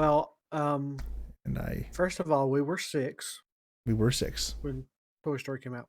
I know. Secondly, I don't Well, my first time going to a movie theater was in 6th grade, I think, Mm-hmm. and I watched 50 First Dates. My first time in a movie theater was in 2009, and I saw Avatar. So that was a thing. And then I watched like that year was kind of like kicked off a bunch of stuff. I watched Avatar, and then I watched The Dark Knight, and then I watched Star Trek. So it's kind of a big year. But I never have regularly gone. Well, when I worked at the movie theaters, I went multiple times a week because it was free. Right. Um, but then I didn't go back to a movie theater often after that until after my divorce. Me and my sister would go and watch all the big movies in the theater. So I watched all of the Marvel movies, all the Star Wars movies in theaters as they came out up until, 20. Right. So I don't remember what my first movies were because they would have been uh, at my house watching. Mm-hmm. Well, I remember I remember what the first movies were that I ever saw. They were John Wayne films, and I went to visit my grandmother. That's true. I watched a lot of John Wayne growing up. Mm-hmm. My grandfather loves it. My grandmother was like it was probably on the creepy end of how much my grandmother liked John Wayne. Yeah. So when I went over to my grandparents' house, it was either baseball, a Western film, or Madlock. That was all they ever watched. Yep. Well, with us, it was either, John Wayne, or it was Mrs. Doubtfire, or my grandmother was also a huge soap opera fan, and so we watched soap operas or I Love Lucy. So, just how it goes. Nothing out of the ordinary there. Totally on the up and up, yo.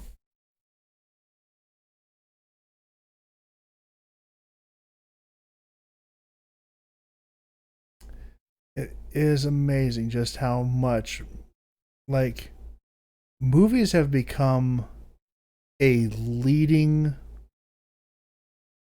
cultural commentary. Like, not so much that the movies are discussing the culture so much as movies are creating the culture.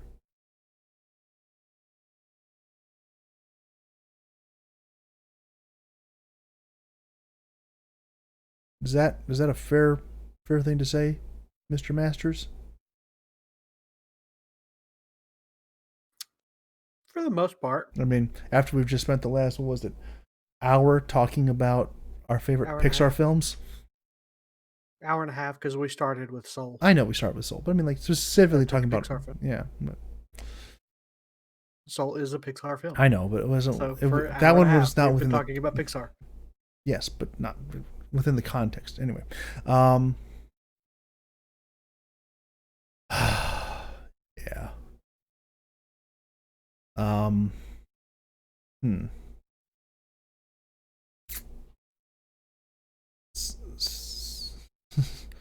So Masters. Well, there's a couple things that have been on my mind. Like, hey, should we talk about this? I'm really of the mind that no, we probably shouldn't. Particularly that thing you sent me on, I think it was Tuesday. Huh? Was it Tuesday? Let me see. Yep, it was definitely Tuesday this week. The thing you sent only to me.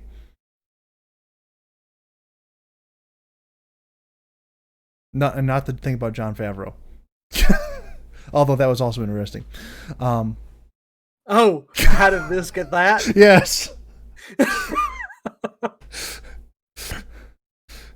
Remember, we probably shouldn't talk about that. Remember we were talking about WALL-E? Oh, we all need to find our Evas. Oh, let's just leave that where it goes. Yep, we're just gonna. That's all we're gonna say about that. Before more things hurt my soul, we should talk about the podcast because this is officially episode 27. We are on the downward swing of the first year of having a podcast, Masters. How do you feel? Exhausted. Understandable. I'm actually kind of curious. Is this the most episodes of a podcast I've ever done? It's got to be getting pretty close because we didn't do that much on my previous podcast, And we didn't. Oh no. Oh, okay. Yeah, we did. We did it. We did it for a lot longer. Never mind. But by the time our Podbean subscription is up, we'll have gotten more, provided we keep this up. Yeah. Mm-hmm. I mean, we paid for a year. We paid for a year. In August. After we had already started. In May? Something like that? I don't know. Something like that. Huh. Oh, man. It is just... Really?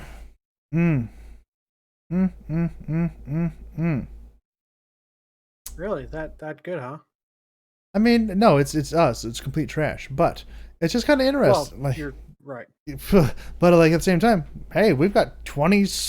We will have 27 episodes under the belt here. That's not a few. Definitely more than a handful. That's definitely more than a handful. More than two. I'm just more than I can count naked. Do we even want to try and figure out how many hours it is? At least 2 hours per episode. There were some that were longer. So I'm going to estimate somewhere in the neighborhood of 73 hours.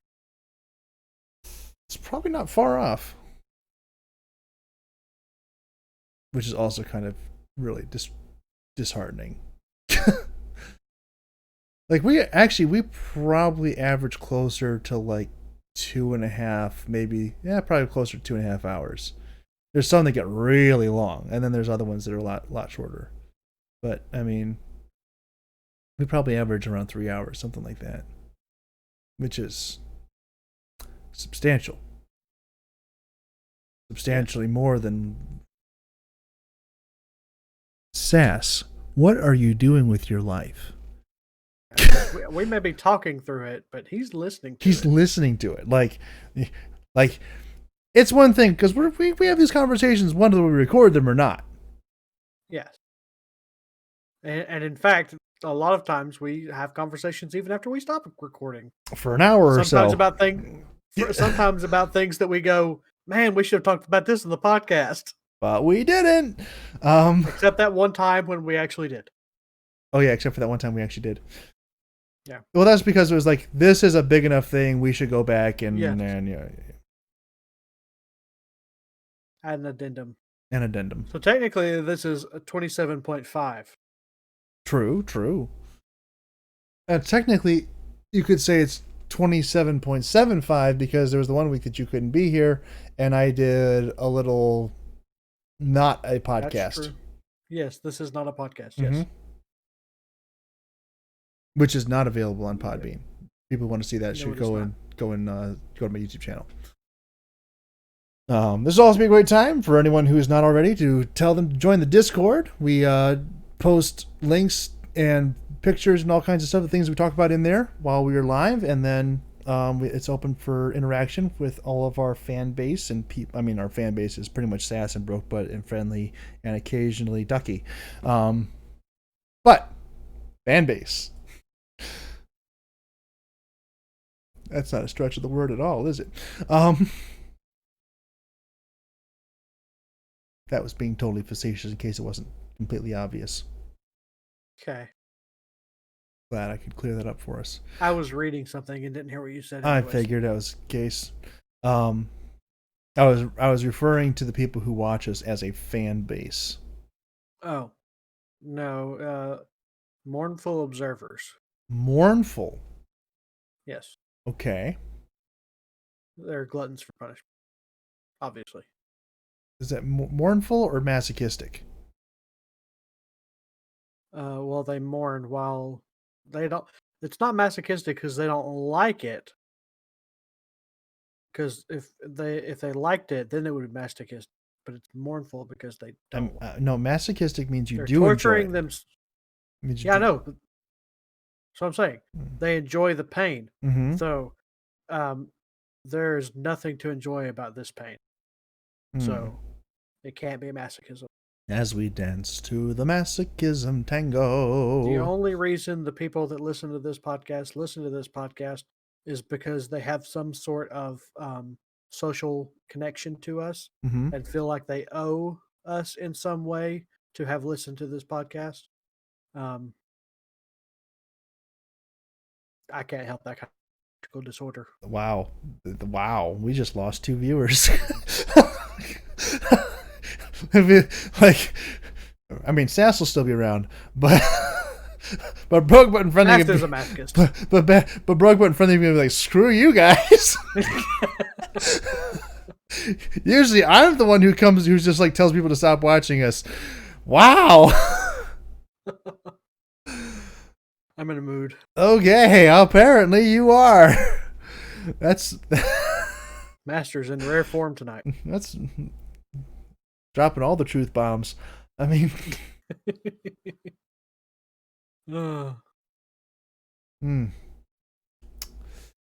Wow. So, is there anything else you wanted to discuss? How about Tuesday night?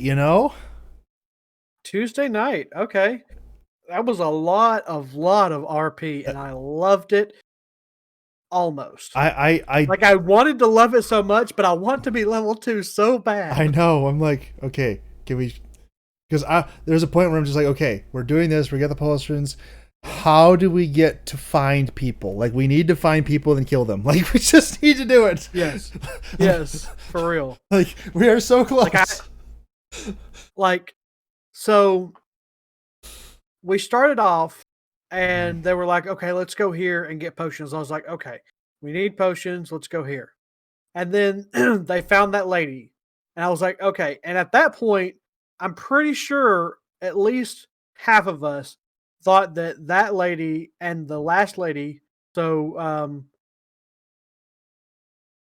Teresa, yes. We thought Teresa and Kay were the same person. Yes. I'm pretty sure that at least half of us, if not more, thought that they were the same person. I definitely thought that was the case, and apparently that was not the case because it was not. Like, we showed up someplace else. I'm like, okay. So when we found her, I was like, okay, we can get this started. And then it wasn't her. I was like, crap. And then we actually had to go to get the potions. Mm-hmm. And I was like, but we had already gotten potions from that lady. Yep. I was like, why do we need more potions? We've got all the potions we need. Because we must. They wanted to go get more potions, which I'm glad they did because I found some interesting books. Yes. And then after that was when we finally went to the last lady, who I completely ignored because I thought that they were speaking in a language I didn't understand. So I tuned them completely out. I completely ignored her because I was drunk. Well, and then Ducky asked a question, and I was like, we can't understand them. You can't ask that question. And then Mumbles was like, no, they're speaking in common. I was like, well, I should have been paying attention. I probably would have asked a ton of questions. Mm-hmm. But no, I'm over here staring at her books that you're not telling me anything about. Yep. Yeah. It's one of those things. It's like, okay, I was paying attention kind of to what was going on, but there was you're familiar with the idea of like circular reasoning and circular questioning, where you just kind of go around the same thing 3 or 4 different times and it never really quite resolves itself. That's what a lot of was going on. Like, okay, well, we're going to ask this, and we're going to ask this, and going to ask this, and it leads us back to question number 1. It's like, no, that, and like I had like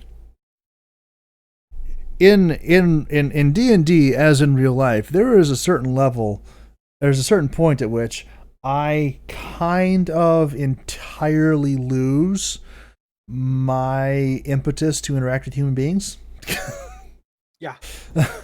And getting through purchasing the health potions and whatever is in that mystical bottle that I now have, um, was about all the interaction I could handle. And I'm like, okay, at this point, Elam is going to he's just going to start drinking.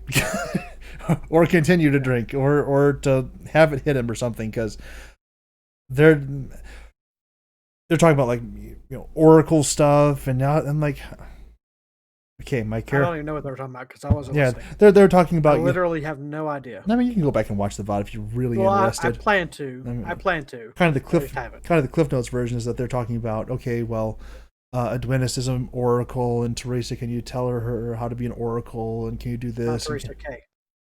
Whatever. You see, this is how much I was paying attention. Or how much of a delineation in my mind there still is between the two, which is not hardly anything at all.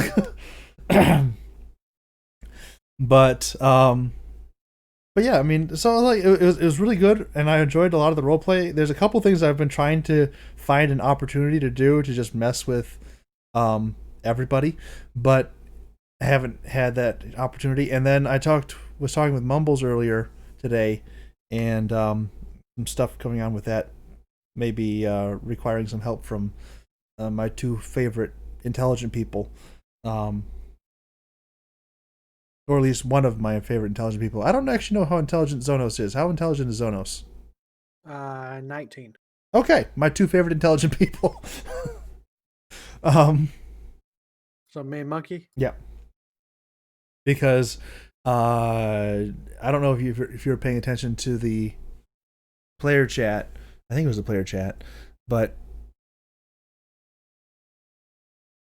that might have just been the general one. Mumbles basically said in no uncertain terms that eventually we were probably going to encounter something that was not weak to piercing damage or was immune to it. Yeah. And I'm like, well, that could be a problem. And so I pitched an idea to him, which he accepted again. And I'm like, you're not really getting this whole DM thing. Like I pitch you an idea to fix the problem because I can only do one kind of damage. And you're just like, okay, that sounds fine. Okay. Hey, it's his bed. He's got to lie in. And he certainly is going to have to if he lets me do it. But I'm going to have to get some help from you guys at some point to do that. But I'm gonna not metagame that out. Like I could be like, oh, I want to do this, but that to me seems a little bit too forthright or too forward. Elam, I'm trying to make him to be very adaptable, but before he can adapt to something, it must first be a thing that comes into his consciousness. And so I'm going to kind of wait until he realizes, hey, I can't just solve everything with my bow and arrows. But I've already got, Mumble's blessing to do it. I just have to, get everything set up in place. And what is this Chinese RoboCop versus? I wasn't going to talk about it. Oh my, okay. I was expecting a video where it was like, oh, this awesome thing, and it was just not in the way I predicted. I mean, what could ever be better than that? I wasn't going to mention it though. That was going to be our thing that we put in there and we don't actually talk about. I mean, well, we haven't really talked about it. It's still just there. But wow, is it there? Okay. My favorite part is the end. Yeah. Those two people at the bottom. Well, now we're talking about it. Well.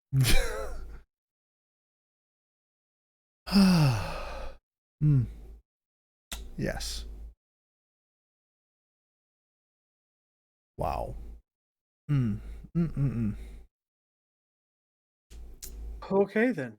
So yeah, I think the roleplay was fun, but is it just me, or did it's like a lot of fun role playing, but it it felt like we like specifically didn't get anything accomplished until like the last 10 minutes. Absolutely, we did not get anything. Because I mean, we got a little bit of character development, not much, a little bit of character development, and then a whole lot of story progression that was not done right at all. Like it took us an hour to procure potions. Yeah. Or more. Well, it also took us an hour and a half to have a conversation before we went to sleep. Of course, it was 2 separate conversations. Yeah, and I mean, like I kept trying to. It was funny with our conversation. I kept trying to end it, and it would go silent.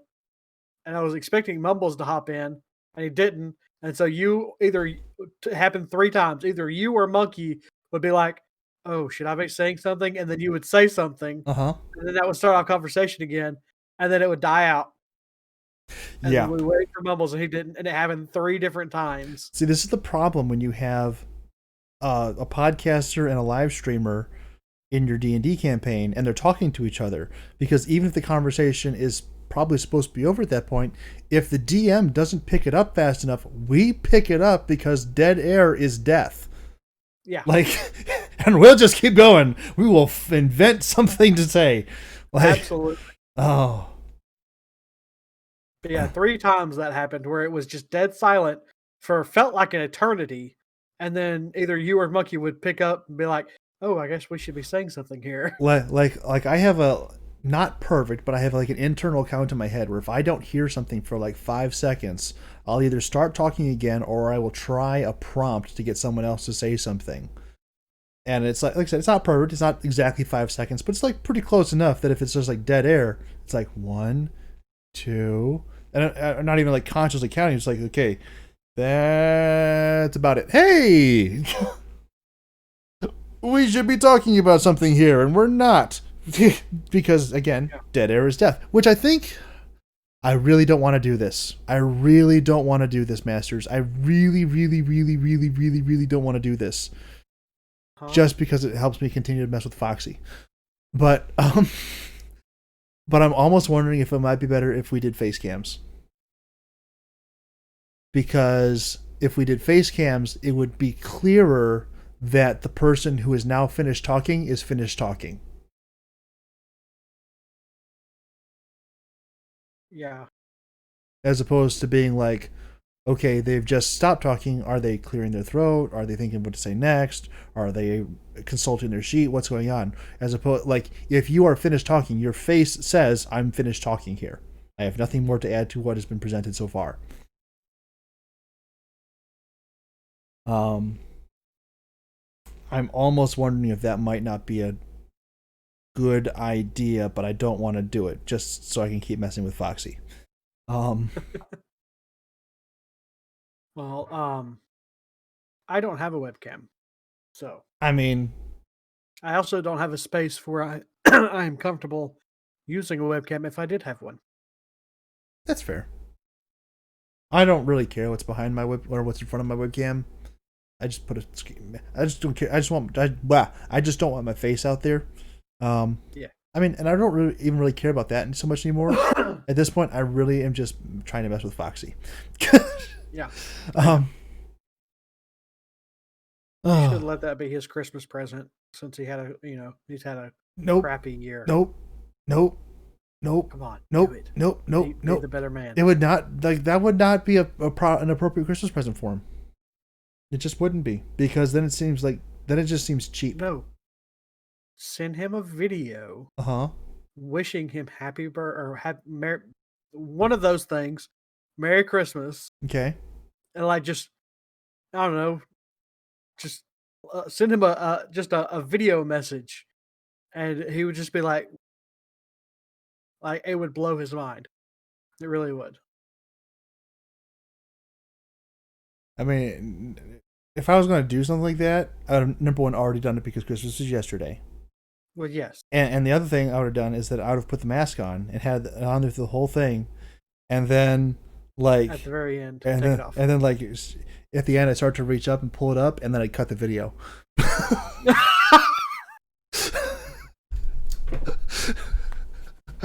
This is the way. Why? Oh.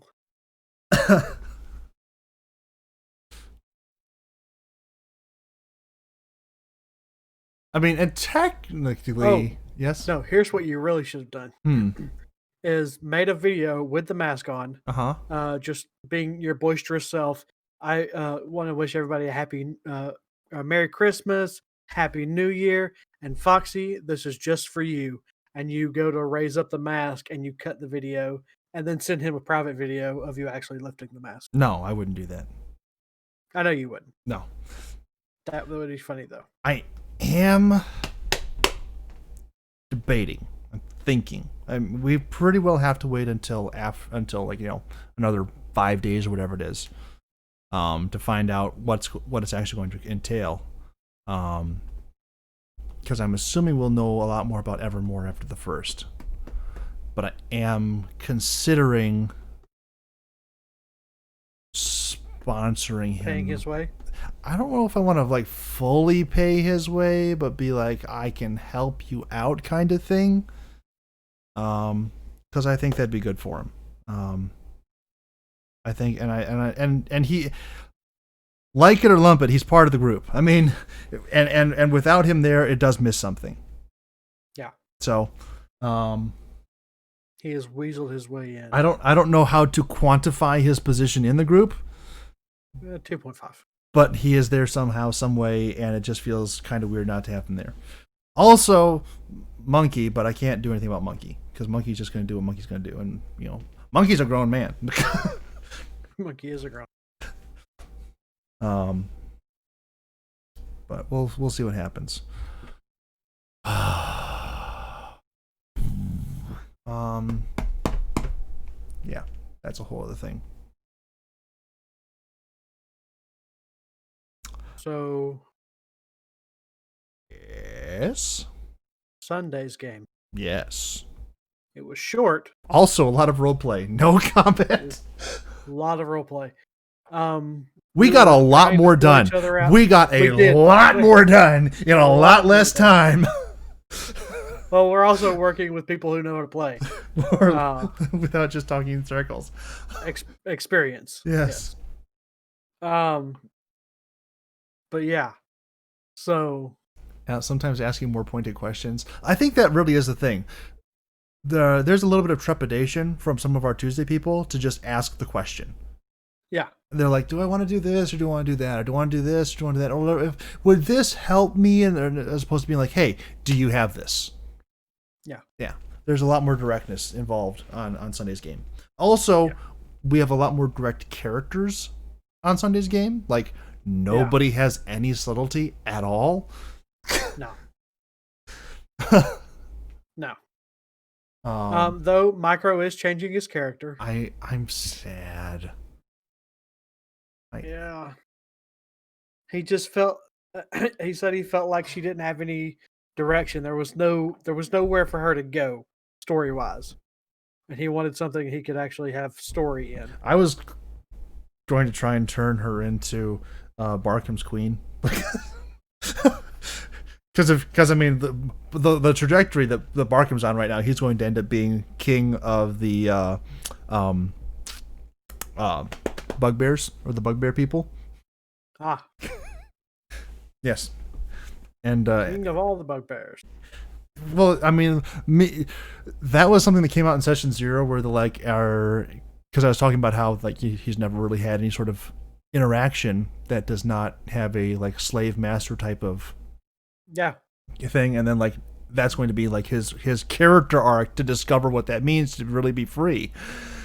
And then obviously the next step after that is global conquest. So you know, nothing weird about that in the slightest. Nothing for the rest of the party to be concerned about. But yeah, I mean, every king needs a queen. Of course, now that ain't gonna happen, I have to find something else. Darn it. And our party is officially a sausage fest, I think. So, yeah, we are. So my character, there's some backstory elements that I haven't told anybody but the DM. Figured. And so I'm having a really rough time um, being the captain. Mm-hmm. Like it makes sense that I'm the captain, but like he doesn't want to be captain. And it was really like I tried my best to step back and not say things on Sunday.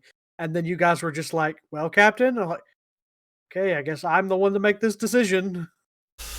Uh, it kind of reminds me of that wonderful scene in the second season of Avatar: The Last Airbender, right at the end of it, when there's the big showdown between between Long Feng, head of the Dai Li, and Azula, and he's like, "Guards, arrest her!" and they don't move. And he's like, "Why aren't you listening to me?" And she goes, "It's because they're waiting to see what's going to happen." And she just like literally lords over him her quote unquote divine right to rule. The little bit that I know about your backstory tells me that you have that quote unquote divine right to rule. And whether that is, what do you know about my backstory? what you've told me, which is that he is the deposed prince of another of a nation where you left. And did I tell you that? yes, I don't remember telling you. You told me that. I didn't mean to tell you that. You... I know. I think I did. I think I was telling you about it, and I thought I don't want to tell you this, but then I thought, well, your character's Barkham. Barkham is not going to care. Yeah. And so I told you that. Yeah. Barkham doesn't care. Barkham does not care in the slightest. But that whole divine right to rule thing, like, yeah, it really works. And I mean, it kind of, in my opinion, works really well for your character nonetheless, or even more so, because he is intentionally trying to get away from that. Yeah. But it's just innate. It follows him. Mm-hmm. Yeah. So, well, since I've already spilled all the beans, I might as well spill the rest of them. So, it wasn't last. It was the Sunday after our session 0. Mm-hmm. Pixel messaged me, and he said, "Does Mordrum have any long-term goals?" And I jokingly said, "Overthrow the Empire." and then I was like, I mean, he's a pretty easygoing guy that's not got any radical ideas. He just wants to help his friends out, make sure that they're taken care of. And if we happen to overthrow the people that he doesn't like, so be it. He was like, okay. And then I got to thinking about it. Mm-hmm. And I think just before the session started, I wrote this paragraph for my backstory. Okay. I don't want much out of life. I feel like I have already lived better than anyone in this world should. I hope to one day make my dreams, make the dreams of my crew come true, no matter how outlandish they may seem. Mm-hmm. Maybe one day we'll even overthrow the Empire and remove power from the hands of people that do not deserve it. So basically, you're vying to be Grand Vizier of Barkham's Empire. That's what I heard right there. Oh.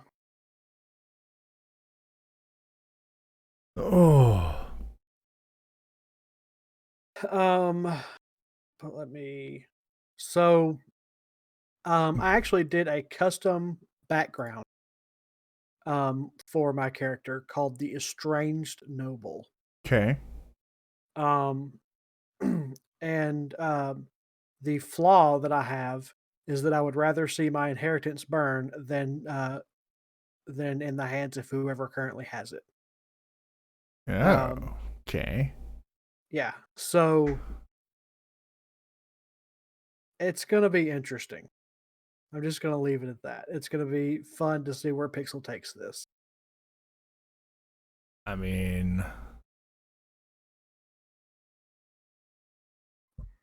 and then I posted in because they were trying to figure out different things, and so I posted in there the 5. I think there's 5 of them. I've already deleted my page, so I'm trying to scroll back up through. 1, 2, 3.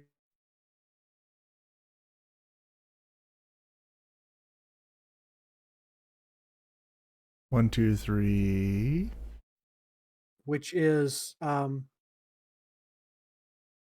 that's just him in a whole. It's kind of what I believe personally too, but that's a different story. Number 2, Mm-hmm. just because someone has a lower status does not mean that they are lesser, which is why he did not rob that guy Okay. just outright. Okay. Number 3, it is my duty to help the helpless, which is why he hasn't just kicked you off his boat.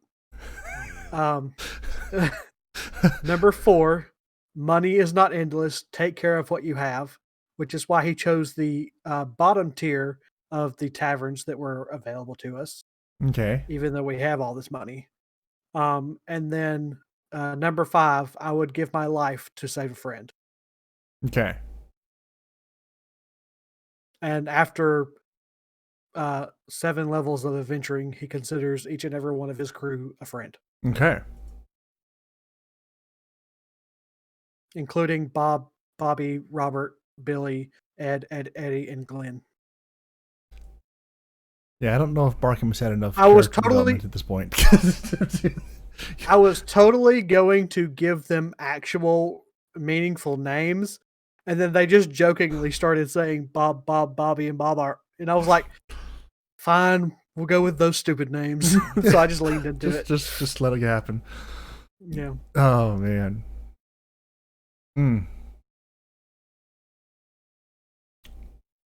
I mean, Did you see the role I gave you on the ship? No. You help Ed and Ed with carpentry duties. Oh, okay. Where's basically you lift and hold heavy things. this sounds like exactly what I'm good for. So you see where I posted the link for the life aboard a ship? Gotcha. That's in general. It is 4 above that. Bob is the first mate. Bobby's the navigator. Kosha hits Bobby. Ed and Eddie are the carpenters. Barkham helps them. Billy and Robert are the riggers. Glenn is the quartermaster, and Eddie is the boatswain. And of course, it has a crow's nest. Excellent. Perfect. And then I expanded and said 4 from the bottom. Next would be the master gunner, as Ed and Eddie pull double duty as gunners during the ship battles, if they may occur. Yeah, you don't want Barkham doing that. Yeah, no. Hit him with the cannon! Okay. Picks it up, chucks it over the cannon. Yes, exactly. I would like to make an athletics check. Really? That was my best Barkham impression, and it hurt my throat. Don't understand why people have difficulty with that, but it is what it is. That is gotta be one of the best quotes that has come from me all this year. I would like to make an athletics check. I have to decide if I want to keep doing that. Like, that really was a Po-Shu thing because he was angry and just over the top. It doesn't fit Barkham at all. At all. Like, Barkham is more like, I would like to stuff him in my backpack for later. Can I have his toes? He just wants to eat the little pasta left over. Yes. I did have to laugh so hard on session 0 with that, when they're like, okay, everyone give a description of your character, and I waited, and I'm like, Poppy, would you like to do this? And I didn't hear anything, so I waited, my 5 seconds, didn't hear anything, and then I just launched into it. And then I get off, and I finish up, and he's like, I am regretting so much right now being on mute.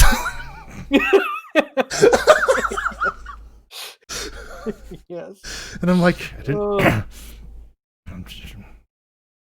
like, objective opinion, masters, and please be brutal. I'm not that good, am I? So from my experience, a lot of people don't do voices. And if they do voices, they do them it's a very subtle change to their current voice. Right. However, you and I both go to the extreme, like so much so that I'm running out of voices for characters. Oh, I'm so not running out of voices. Well, I've got a lot more characters than you do. That's fair. Well, yeah, I mean, I ran through 4 characters in 8 weeks, so You're not wrong. Yes, but those were so short-lived that you could recycle the voice. But everyone had a different voice.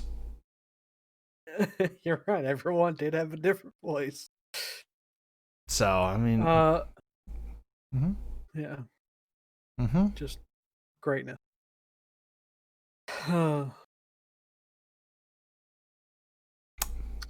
It's just the best. I am very much looking forward to Tuesday in particular. I mean, I'm looking forward to Sunday too, because like, hey, in both cases, we're actually going to do something.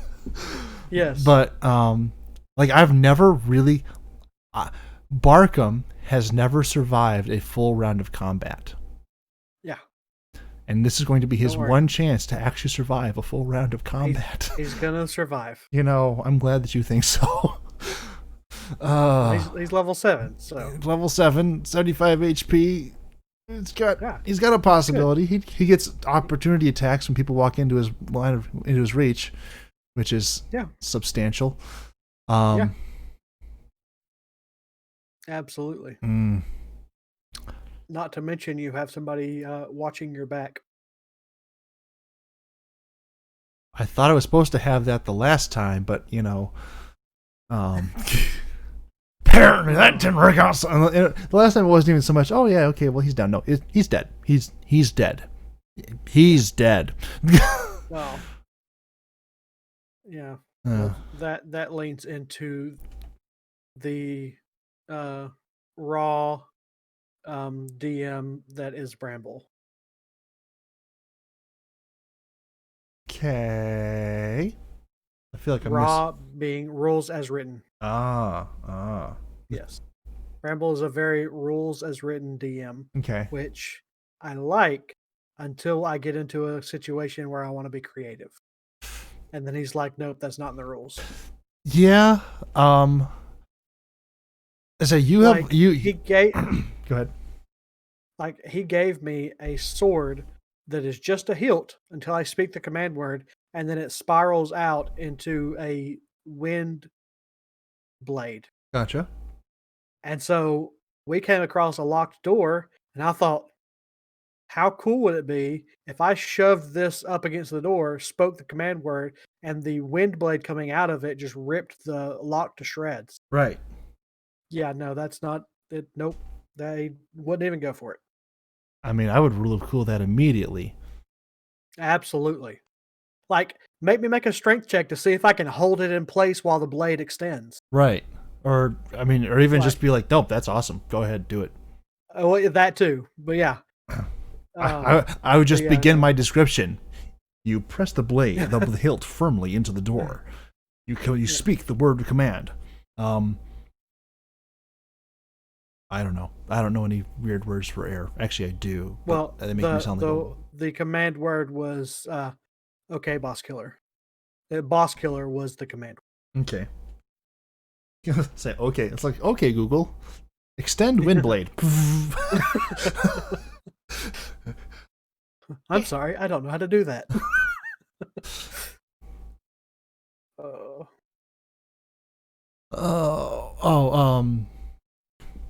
But yeah, like Mumbles is the total opposite of that. Yeah, like, absolutely. Mumbles 100% would have been like, okay. I am like private message between me and him today. I offered and have offered before several times to be like, hey, should we just take the Fenris bow out of this? Because it seems like it's going to be a problem later on. He's like, no, it's going to be fine. Okay. And then we talked about some mechanics and things that'll, make it a little bit more and or less broken going forward. Well, Well, one thing that I think should definitely happen is an individual roll for the arrows. We kind of fixed that. So it was when you crit on that one, I was expecting for you to roll 2 more times. And you just didn't. You just crit on all 3 arrows, and I was just like, okay, that is OP. So we changed it because it was a single roll multiplied times 3 plus the modifier. So if I roll max damage or something on the one arrow, that max damage gets applied to all 3 arrows. So we've changed that. So now it is 3d6 plus the modifier, and the modifier only gets applied once. So it's dropped my potential damage output from being excessively high to being slightly less excessively high. Like, I was, without doing any crits or anything, capable of doing 30 points of damage every other round. Now it's down to 22. Oh, 22 at level 1. And it has if I hit, that means that I'm doing 7. As opposed to 15. I mean, as the lowest one. Yeah. So that's a significant drop off.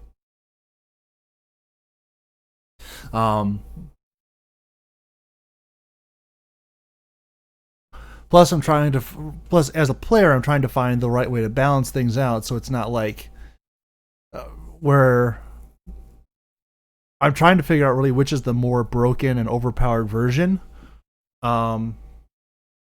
I mean, obviously,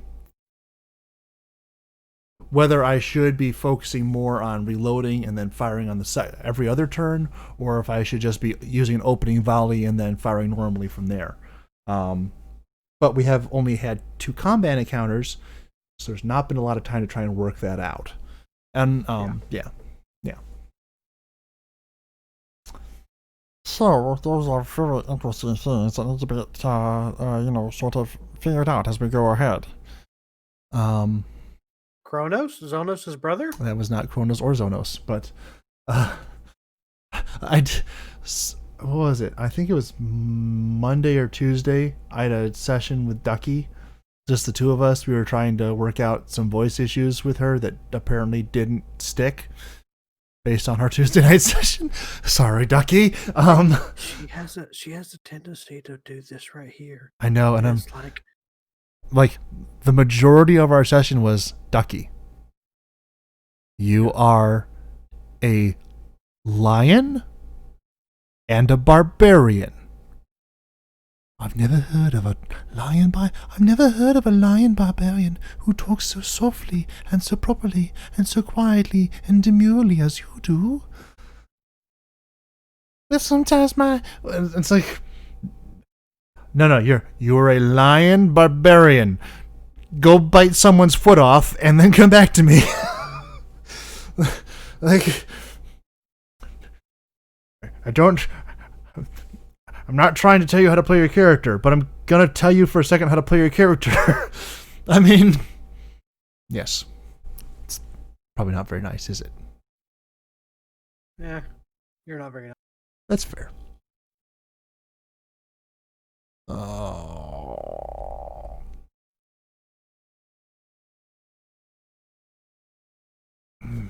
Yeah. I people come to me for help, and then I provide my assistance, and they don't like my assistance, or even if they do like it, they just don't apply it. So, I do what I can. Oh, by the way, I hate you. Why? You retweeted, forget what it was now. You retweeted something on Twitter that was about the Muppets and John Henson and whatnot. And I clicked on it, and now I'm following Muppet history and a bunch of other Muppet related Twitters. And I was in the middle. I was literally about to put my phone down when I clicked on it. I stayed awake for another hour just looking through their stuff. That seems like exactly what would have happened in that situation. This was like what, 2 or 3 days ago? It was Tuesday night. Yep, that's fair. It was Tuesday night because I had to get up for the work the next. Yeah. I think I remember the post that you're talking about. I don't, or at least I remember there being a post like that. I don't recall what it was, but Actually, I think this is the specific one. I'll probably almost there. Probably. Let me post it. Was it? I think this may be the very specific one that you retweeted. Oh yeah, yep, I remember that. Yeah. Yep. And he's just talking about how much more interesting the puppet is than he is. It's perfect. Yeah. And there was another video they had where Jim Henson is talking about Kermit the Frog, and he has Kermit there with him, and he says it's just a stupid puppet, and Kermit reacts. It's just the greatest thing. Oh, Masters. I did a very bad thing earlier today. Speaking of Twitter, I started following Tasty, and I just I did that a long time ago. And I just clicked on here on Facebook, and they have a country fried steak recipe. And I love country fried steak. I don't. And I have about 30 pounds of venison that I can make country fried steak with in my freezer right now. Okay, now that might be good. I mean, like venison has been a thing this week. I had venison steaks yesterday, and I had venison tacos today, and I have enough leftover for leftovers tomorrow and probably Monday. I mean, venison. Oh man, this looks amazing. You can just imagine what this would be like with venison. My mouth is watering enough. That's also one of the best quotes of the year so far, and it just happened a couple days ago. That venison is the meat that was created to make all of the meats feel inferior. That was mine. You're welcome. I appreciated that a lot. That was beautiful. I want to see if I can find the exact quote. Good luck. Yeah, I know, right? Well, it's not that hard because I don't speak much in here. So, well, I mean, like that was days ago. That might have been Monday or Tuesday or something. Or that might have even been last week. I think it was Monday because Tuesday they changed the name of the chat from General Chat to General Chat, mostly about food talk, apparently. Okay. So,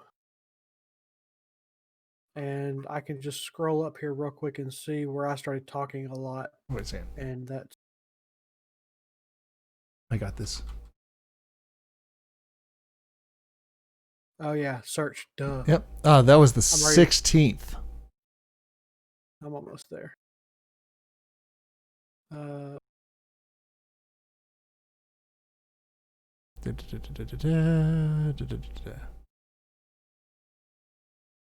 Yeah.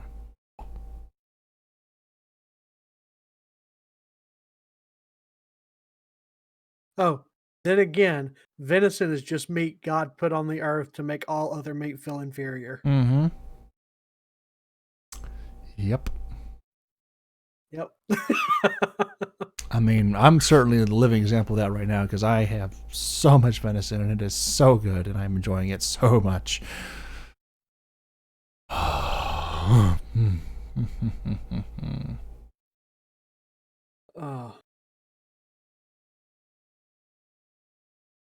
Okay.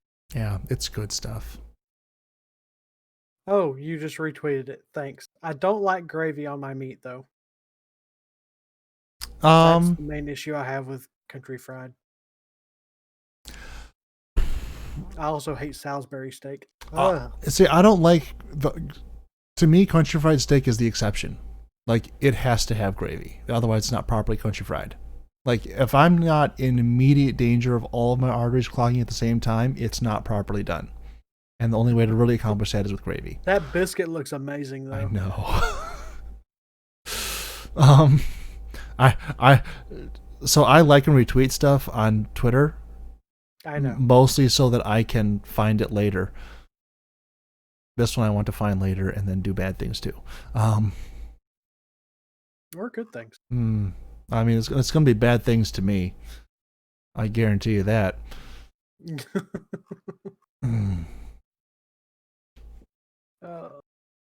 See, this is still the issue that I'm having. I don't have really the time in my schedule to be spending like an hour a day cooking. Yeah. And like this kind of like one of those things where this could take an hour or something to cook, and I'm like, I don't know.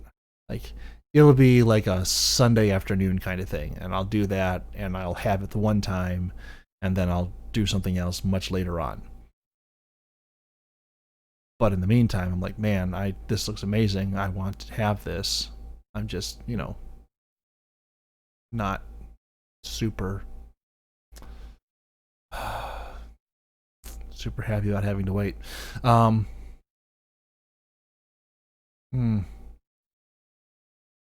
It just looks so good. Like, it's unfair how good this looks.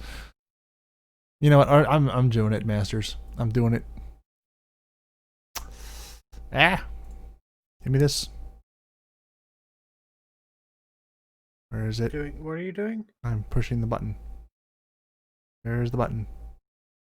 What button are you pushing? As soon as I find it. There we go. Copy link. Since we talked about it enough, it is now officially in the Discord.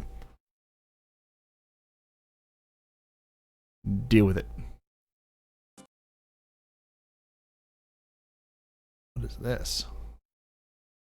I don't even know. Just makes me happy to look at. Anyway. Country fried venison steak. I've never had country fried venison steak.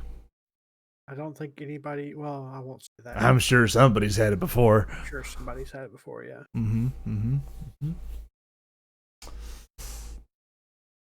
Yeah, it's gonna be good. I mean, before I run out, that's definitely gonna be a thing that I do.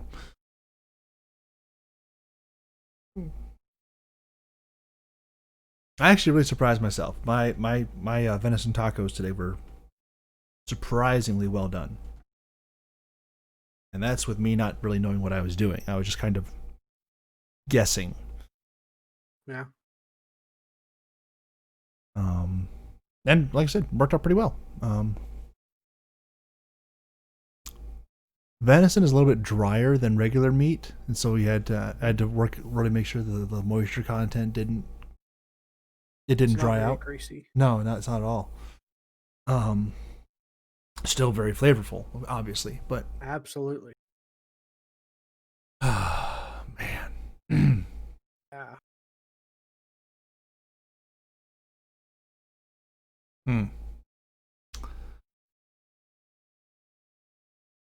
Okay, then moving on. Moving right along. Did you have a topic in mind? Did I have a topic in mind? I bought a 3D printer. It will not be here until after the first of the year. After that, we can start talking about other fun things I'm going to be doing with that. At least some of them. Certainly not all of them.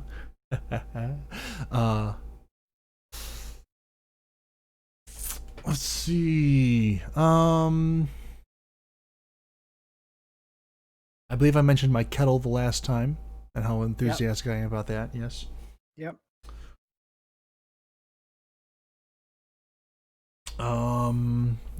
So far, nothing particular of any importance to report. Yeah, nothing's really going on. I mean,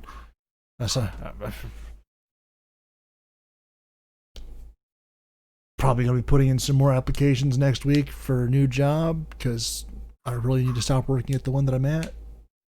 But aside from that, almost died on Monday. Oh, really? Yep. Went to my current place of business for a Christmas party, which was off book, off hours, and hopefully completely accomplished unawares by everybody else who works there.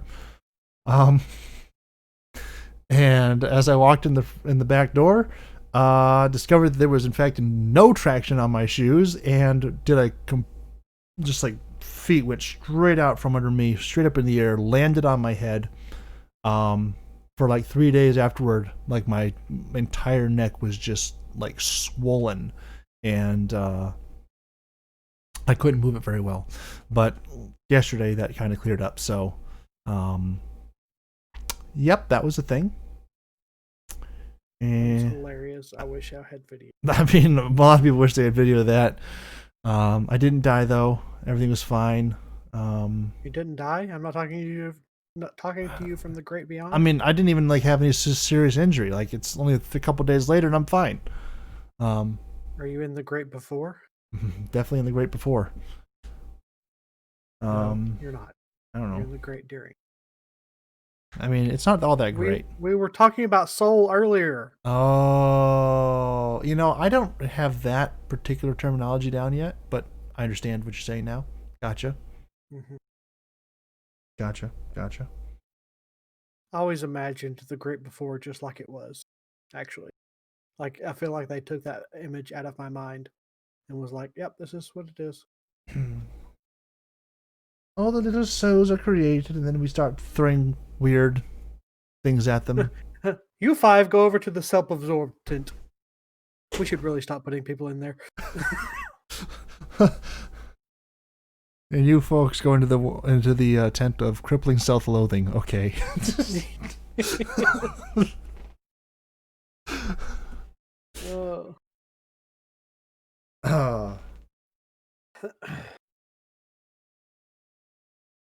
Ooh, this one's going to be a feisty one. Let's see. That was like megalomania. She's going to be a handful. Yeah, it's like she's going to be a handful. Should we maybe redo her? Not our problem now. Yep. Oh man. Oh yes.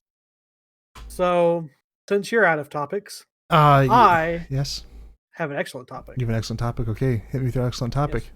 I actually want to see if they have I have been streaming for the past 3 days. You have been. I streamed with you. Streaming Star Wars Jedi Fallen Order. I also streamed one evening with Gavi. Mm-hmm. Squadrons. That was a lot of fun too. It was.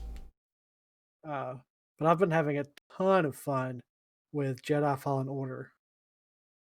I bought the EA Play Pass on Steam, which comes with all of the EA games. Mm-hmm. Most of the EA games. And I feel like I'm playing a movie, and it feels spectacular.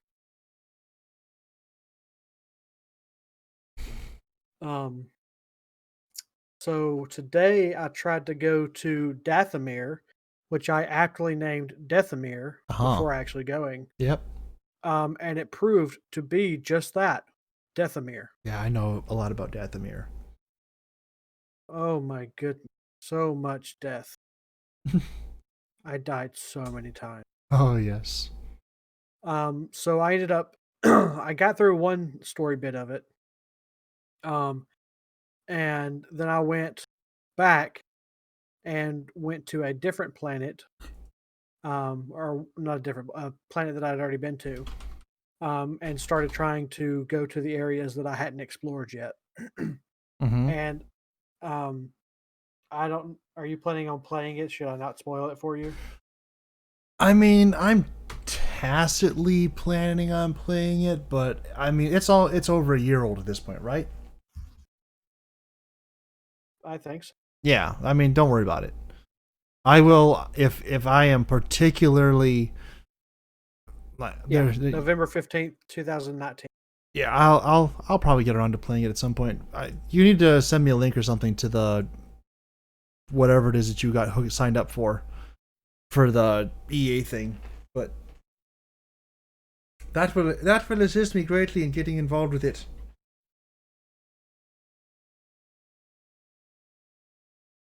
But aside from that, please go ahead. Spoil away. So I'm gonna post this in here. Oh wait, I think that might have taken you just to that one thing. Oh, this is just on Steam? Yeah, it's on Steam. It's usually on the front page. I'll look it up. EA Play. EA Play. Yeah. It should be right there on the front page somewhere. Right. But anyways, so I went back to Zepho and I was exploring a fallen Empire ship, and I come across my first Inquisitor. Okay. That I have to fight. Ooh. Okay. It is so freaking incredibly hard. Like 2 hits and I'm done. And I finally figured out what I need to do, which is basically block, dodge, hit when she's not moving. And it's going to be a long fight. But it's going to be worth it. Is this one of those things where you die and then progressively come back and you get like one more step of the puzzle to actually survive through the entire thing until you actually do? Yeah, pretty much. This is kind of like it's the brute force attempt. Like I both love and hate those movies. Yeah. So Jazz was actually watching me play. Love Jazz, by the way. Careful. And not in that way. But like he's been showing up to my streams and extra careful. It's just nice. It's just nice to have somebody to interact with. Extra careful. Calm down, Gavi. Yes. And I was like, okay, I've got to just put this away. I'm going to commit what I've done to muscle memory, and I'm going to try again later. I obviously didn't get to it today because I was busy. I'm rewatching Chuck right now. We'll get into that later. Oh, that's the other thing I'm doing. Go ahead. And so I'll commit it to muscle memory. I'll probably come back tomorrow, stream again, and see if I can't beat it. And I told him, I said, okay, I'm going to do one more, and then I'm done for the day. And in that one, I was just so done that I just cruised right through it till just about halfway through her health, and then she killed me. But I hadn't been like, because it's got her health bar up at the top, and her name is right in the middle. I hadn't even made it from the right side to her name yet, and I had almost, and in that last attempt, I almost made it past her name. So I almost got her down to 1/3 life before she killed me. But like, I was like, okay, that's it. That's the best I'm going to do today. I just need to sit this down and I'll pick it up tomorrow. But this isn't the first time I've had one of these roadblocks like this. I've actually had, this is my 5th or 6th one now.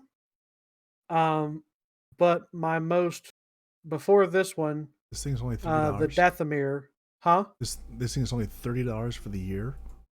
$30 for the year. Yeah, which is why I jumped on it.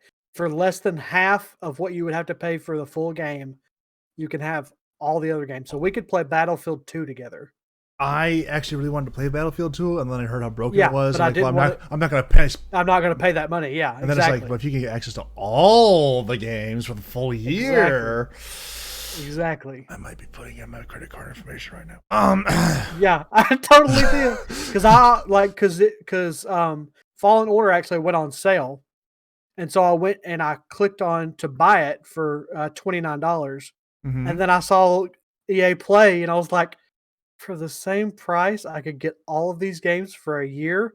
I'm not going to touch this game after I beat it. Let's do this. Like, if I had an Xbox, I would 100% have Xbox Game Pass. But Xbox Game Pass on PC is crap. Right. They don't have all the same games as the Xbox does. So I currently have Xbox Game Pass for the PC. That's just because Google gave it to me for free. So, but I'm going to post. Here's the result from search. I'm not talking to you, Google. Actually, wait a second. Can I do this? I'm going to post my video. I did a highlight of nope. Stop. I did a highlight from the epic battle that I had. Mm-hmm. And it's 2 minutes and 17 seconds long. And when I am playing this game, it so much makes me feel like I'm a Jedi. Like it brings back nostalgia of flying the Millennium Falcon. Did you? That's how good this game is. Like, so that was kind of my impression when I first started playing Squadrons. Like that first couple of missions, and like this is just like this is the same engine that that's running on somehow or another. It's just smooth. Yeah. This right here, if you've ever wanted to feel like you were a Jedi, play this game. It will make you feel like you're a Jedi. It's so freaking immersive. Did you ever play the what are they called? The Force Unleashed games? I played the demo of the first one about 100 times. I did not have the money to buy either of them. So no, I have not. I played the first game all the way through. I played the demo about 100 times. Yeah, there came a point in the game where you were just like so brokenly overpowered, nothing could stop you. Yeah. And I loved it. I'm like, why are we not seeing more Force battles like this?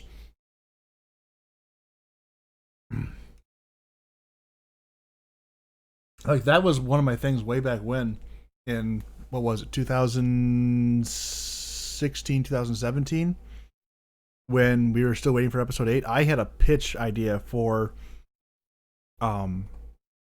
episode 8 and how I thought it should go. I thought episode 8 was going to be all about, Rey versus the Knights of Ren. Yeah. That would have been an excellent movie. And then like it kind of builds up to facing down Kylo and Snoke. That didn't happen.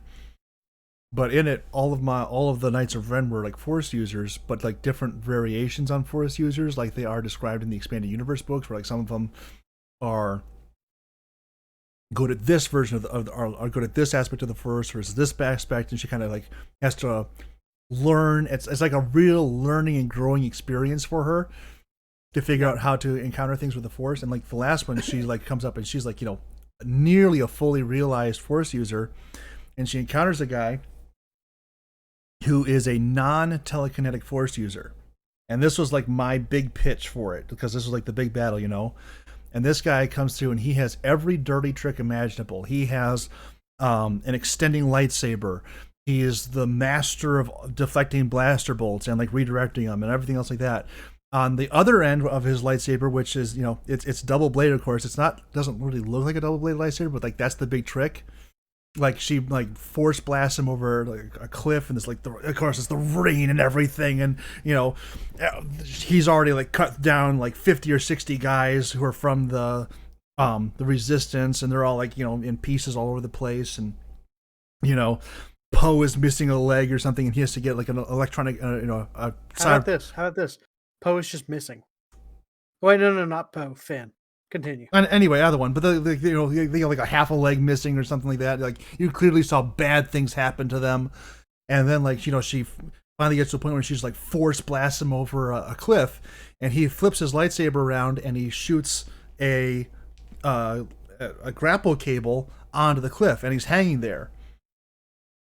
And she like walks up and she's like, he's too dangerous to be left alive, right? And so she like gets her lightsaber and she swings down at it, and he flicks something on her, and his grapple line flicks over into a light whip and reflects her attack, and then he just like pulls himself up and they continue the thing, and he's got like the double bladed light whip and long lightsaber. Totally impractical, but it would be the coolest thing on video ever.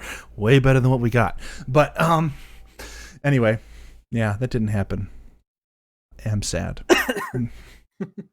That's just why you don't get into fan theories and expectations, because you'll just have them ruined.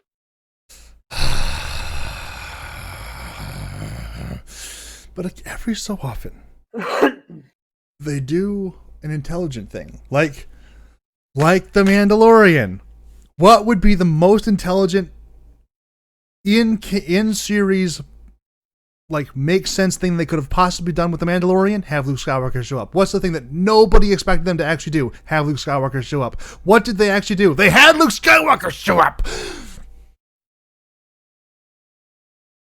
Sometimes it makes sense, and they do it, but it's not very often.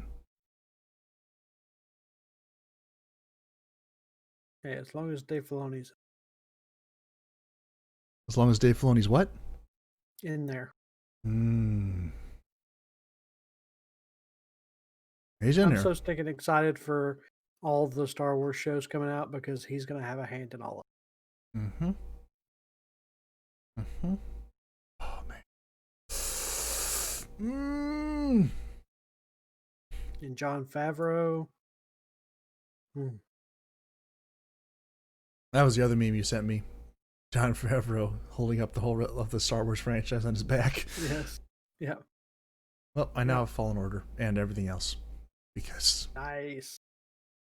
see, I can talk in very excited tones and do other things. String words together? Not that, but read and string words together. Ooh, there's so much cool stuff here. I want to do it. Yes.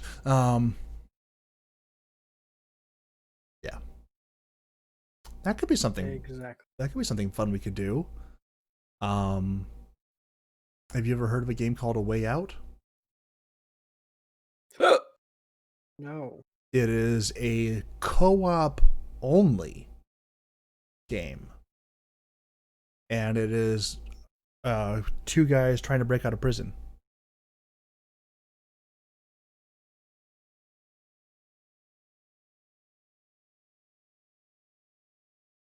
And like it'll switch perspectives back and forth, or actually if it's co-op, then it's just like it runs through. You both have your assigned duties, and you like meet back up periodically to be like, okay, I did this.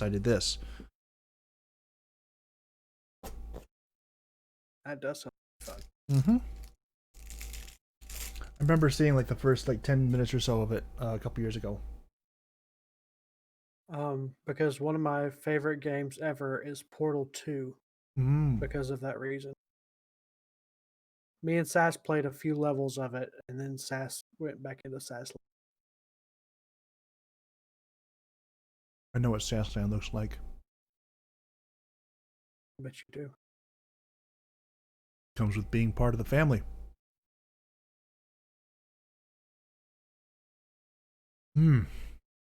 It's dangerous, man. It's dangerous. Oh, interesting. What? This game has the feature called Remote Play Together. Wait, which game? A Way Out. Oh. And what does Remote Play Together do? If I understand correctly, one person owns the game, and then you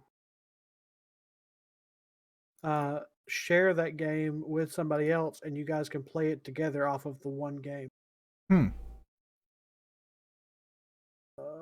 I'm looking up to confirm. Oh. Stop being dumb.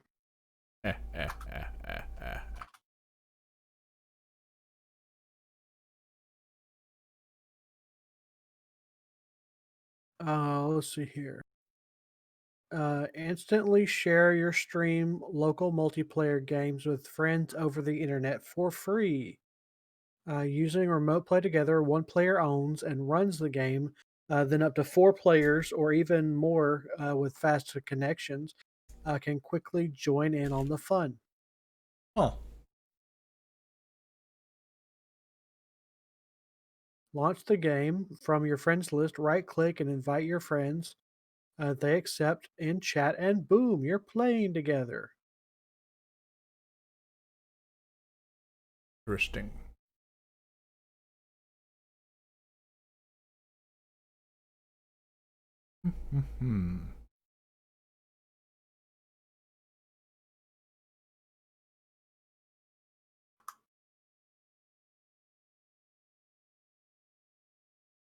Interesting. Very interesting. Fallen Order isn't multiplayer, is it? It is not. It is a solo campaign. They did not put a single ounce of multiplayer in it, as they promised the fans they would. As they promised the fans they would, or they would not? Would not. Okay. Because they kind of broke their promise on Squadrons, but I'm okay with it. They said there would be no DLC, nothing after the initial release, and they have not kept that promise, but they have given some cool stuff like the B-Wing and the TIE Defender, so I'm pretty okay with it. Yeah, but it's not DLC you have to pay for, right? Right. Which is what makes me okay with it. Yeah. So it's not DLC unless you have to pay for it. No, it's still DLC. It's downloadable content. It's not paid downloadable content. Yes, but I'm saying that's how they're justifying it. Yeah, I get you, but like they said, they weren't adding anything at all ever. Yet, nothing.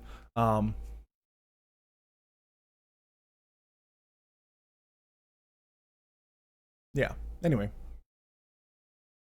I also downloaded and intend to play through Mass Effect 1, 2, 3, and Andromeda over the next year. I am probably going to try and do Dead Space because that's a game that's always interested me. And I'm not really much of a horror game guy, but Dead Space is kind of treading that line between being horror and action crafting. So I'll probably give it a shot since I now have free access to it. I'll probably give Dragon Age a shot too. I know nothing about Dragon Age. All I know is that actually I know nothing about Dragon Age, so never mind.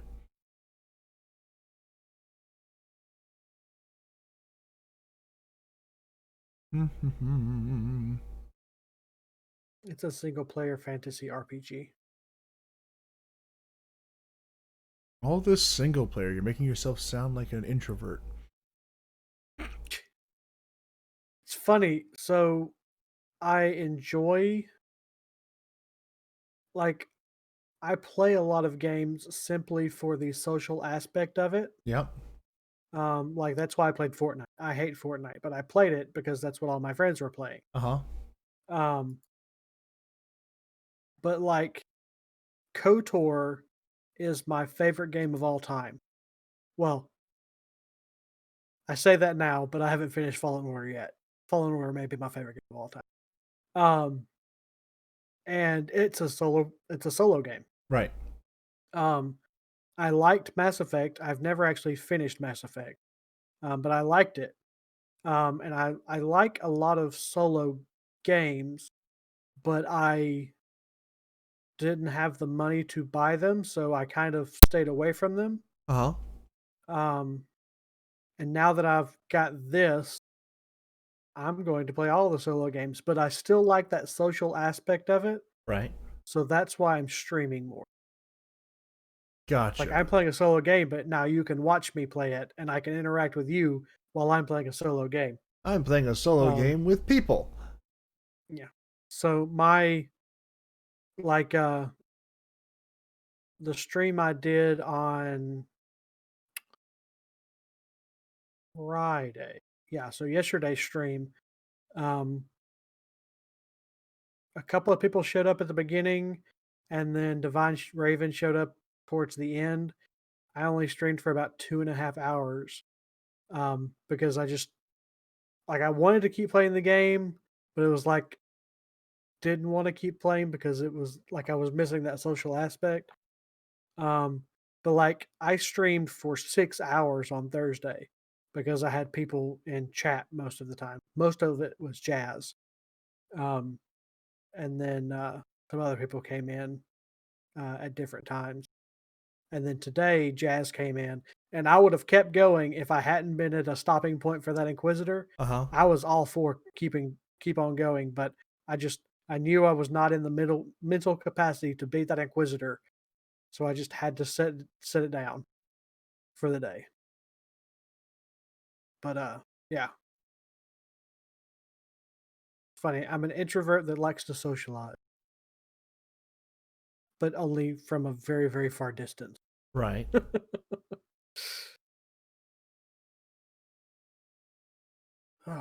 Hmm. yeah, we should totally play A Way Out together. I'm installing it right now. Oh crap! Now I actually have to. Now I have to back up my boasts of saying we should do this.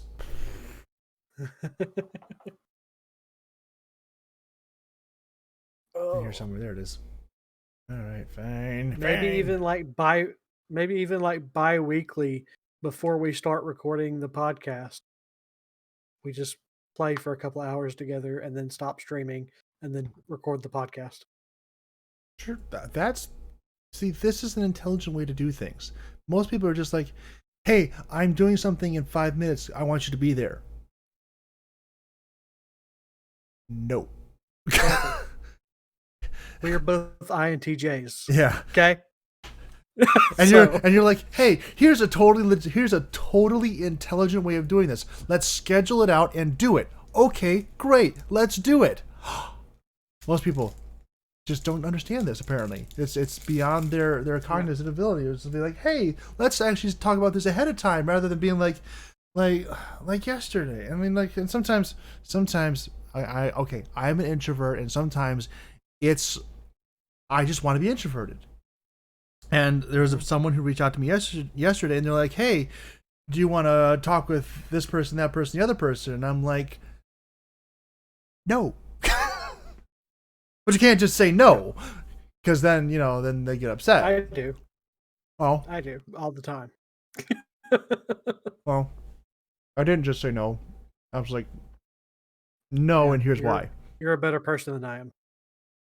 I give them a reason for saying no, and I'm like, yeah, I don't know. But yeah, so like last Thursday, I think it was, which is the 17th, I called my mother and I said, "Hey, what are you doing Wednesday the 23rd?" She said, "I don't think we have anything." I said, "Good, keep it that way. That's the day I'm coming over." And she said, "Well, why not just come over when everybody else is?" I was like, "No, people, no, COVID, no." And then she said, "Well, what if I invite people over?" I said, "Then I'm not coming." So I planned out with her. I said, "This is the day I'm coming." And so yeah, I went over there Wednesday night and we played um, Settlers of Catan. Okay. I wanted to go get another board game which I found called Harbor. Um, but they didn't have it in stock. By the way, you should bring Settlers of Catan when we go to Utah, because I've discovered I am very, or I would say I've discovered I'm very good at that game, but perhaps it's more the people that I was playing against were not very good at that game. Because my first night playing it, I went undefeated by a lot.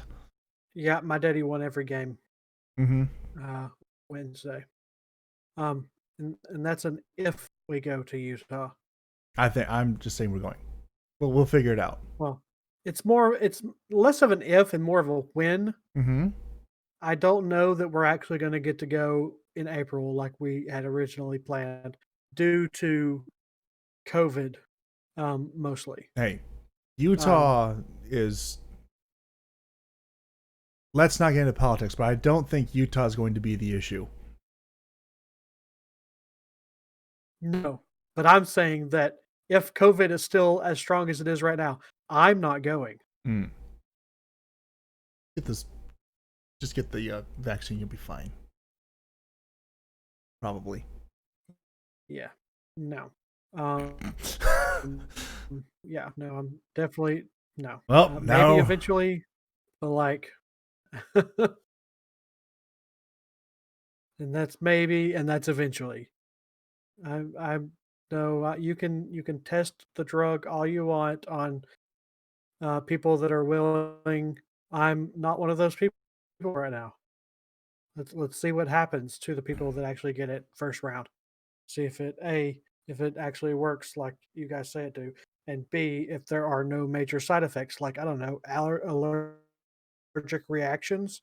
I mean, anyways, continuing on. I mean, that's Moving. the only person I know on. who's taken it collapsed less than an hour later and is still not back up. Moving on. Anyway, yeah. So yeah, EA Play is as much as I hate EA, they do have some decent games. Mm-hmm. Dare I even say good? You dare. You dare. I hate EA as a company, but they do some things correct. Not many things. Like, some, enough. The thing that they do really well is gameplay. They have very good gameplay characteristics, aspects, dynamics. The problem they have is they get really greedy every time there comes an opportunity to make a quick extra 5 cents, and then they charge you $1.50 for those 5 cents. Yeah. And it's like, it just seems really skeezy, and I really wish you'd just give me the whole game up front as opposed to giving me, 1/3 of a game and saying that I can buy the rest of it later. There's this idea behind I think there's this idea behind there being such a thing as a AAA title, where the title should actually be AAA from the beginning and can get better, as opposed to being like, wow, we'll just figure it out. Yeah.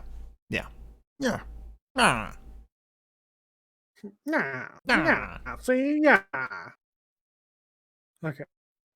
We've devolved into random noises. Certificate noises. I have nothing left to say. Well, I think I'm pretty well covered as well. So, with that being said, thank you everyone for watching. It has been a thoroughly enjoyable experience, like it typically is, at least for people on this side. Those at home, you can sound off in the comments and tell us how thoroughly unenjoyable it is, provided, of course, that you got to this point in the podcast. If you have gotten to this point in the podcast, do feel free to like, subscribe, share, and anything else like that. Sharing, of course, being the most coveted after part of that interaction, because that is how we grow. That is how more people find out about this horrifically bad thing that we do every week, and gives them an opportunity to engage with us further. Those of you who are tuning in, not yet a part of the Discord, I would encourage you to do that again right now. There will be a link to that in the description down below. Do feel free to engage with Masters. Follow him on Twitch and YouTube and any other places that he has things going up or down or leftways, sideways, backwards, forwards, whatever it is. And generally just avoid all of my social things as much as possible, despite the fact, just avoid those. Yeah, you don't want to do that to yourself. No. As you heard tonight, it does bad things to Masters and everyone else. So that's just something to keep in mind. We'll be back again next week. Next week we'll be in the new year, and I'll have actually had Christmas at that point, because I haven't had Christmas yet, because everybody in my family's got COVID. It should be better by then, probably, maybe, possibly. If not, I'm sure everything will be fine. Anyway, we need like a proper sign off or something, but I don't have the care, the energy, the inclination to make one up, so we don't have a proper intro. We'll have a proper outro. Fair point.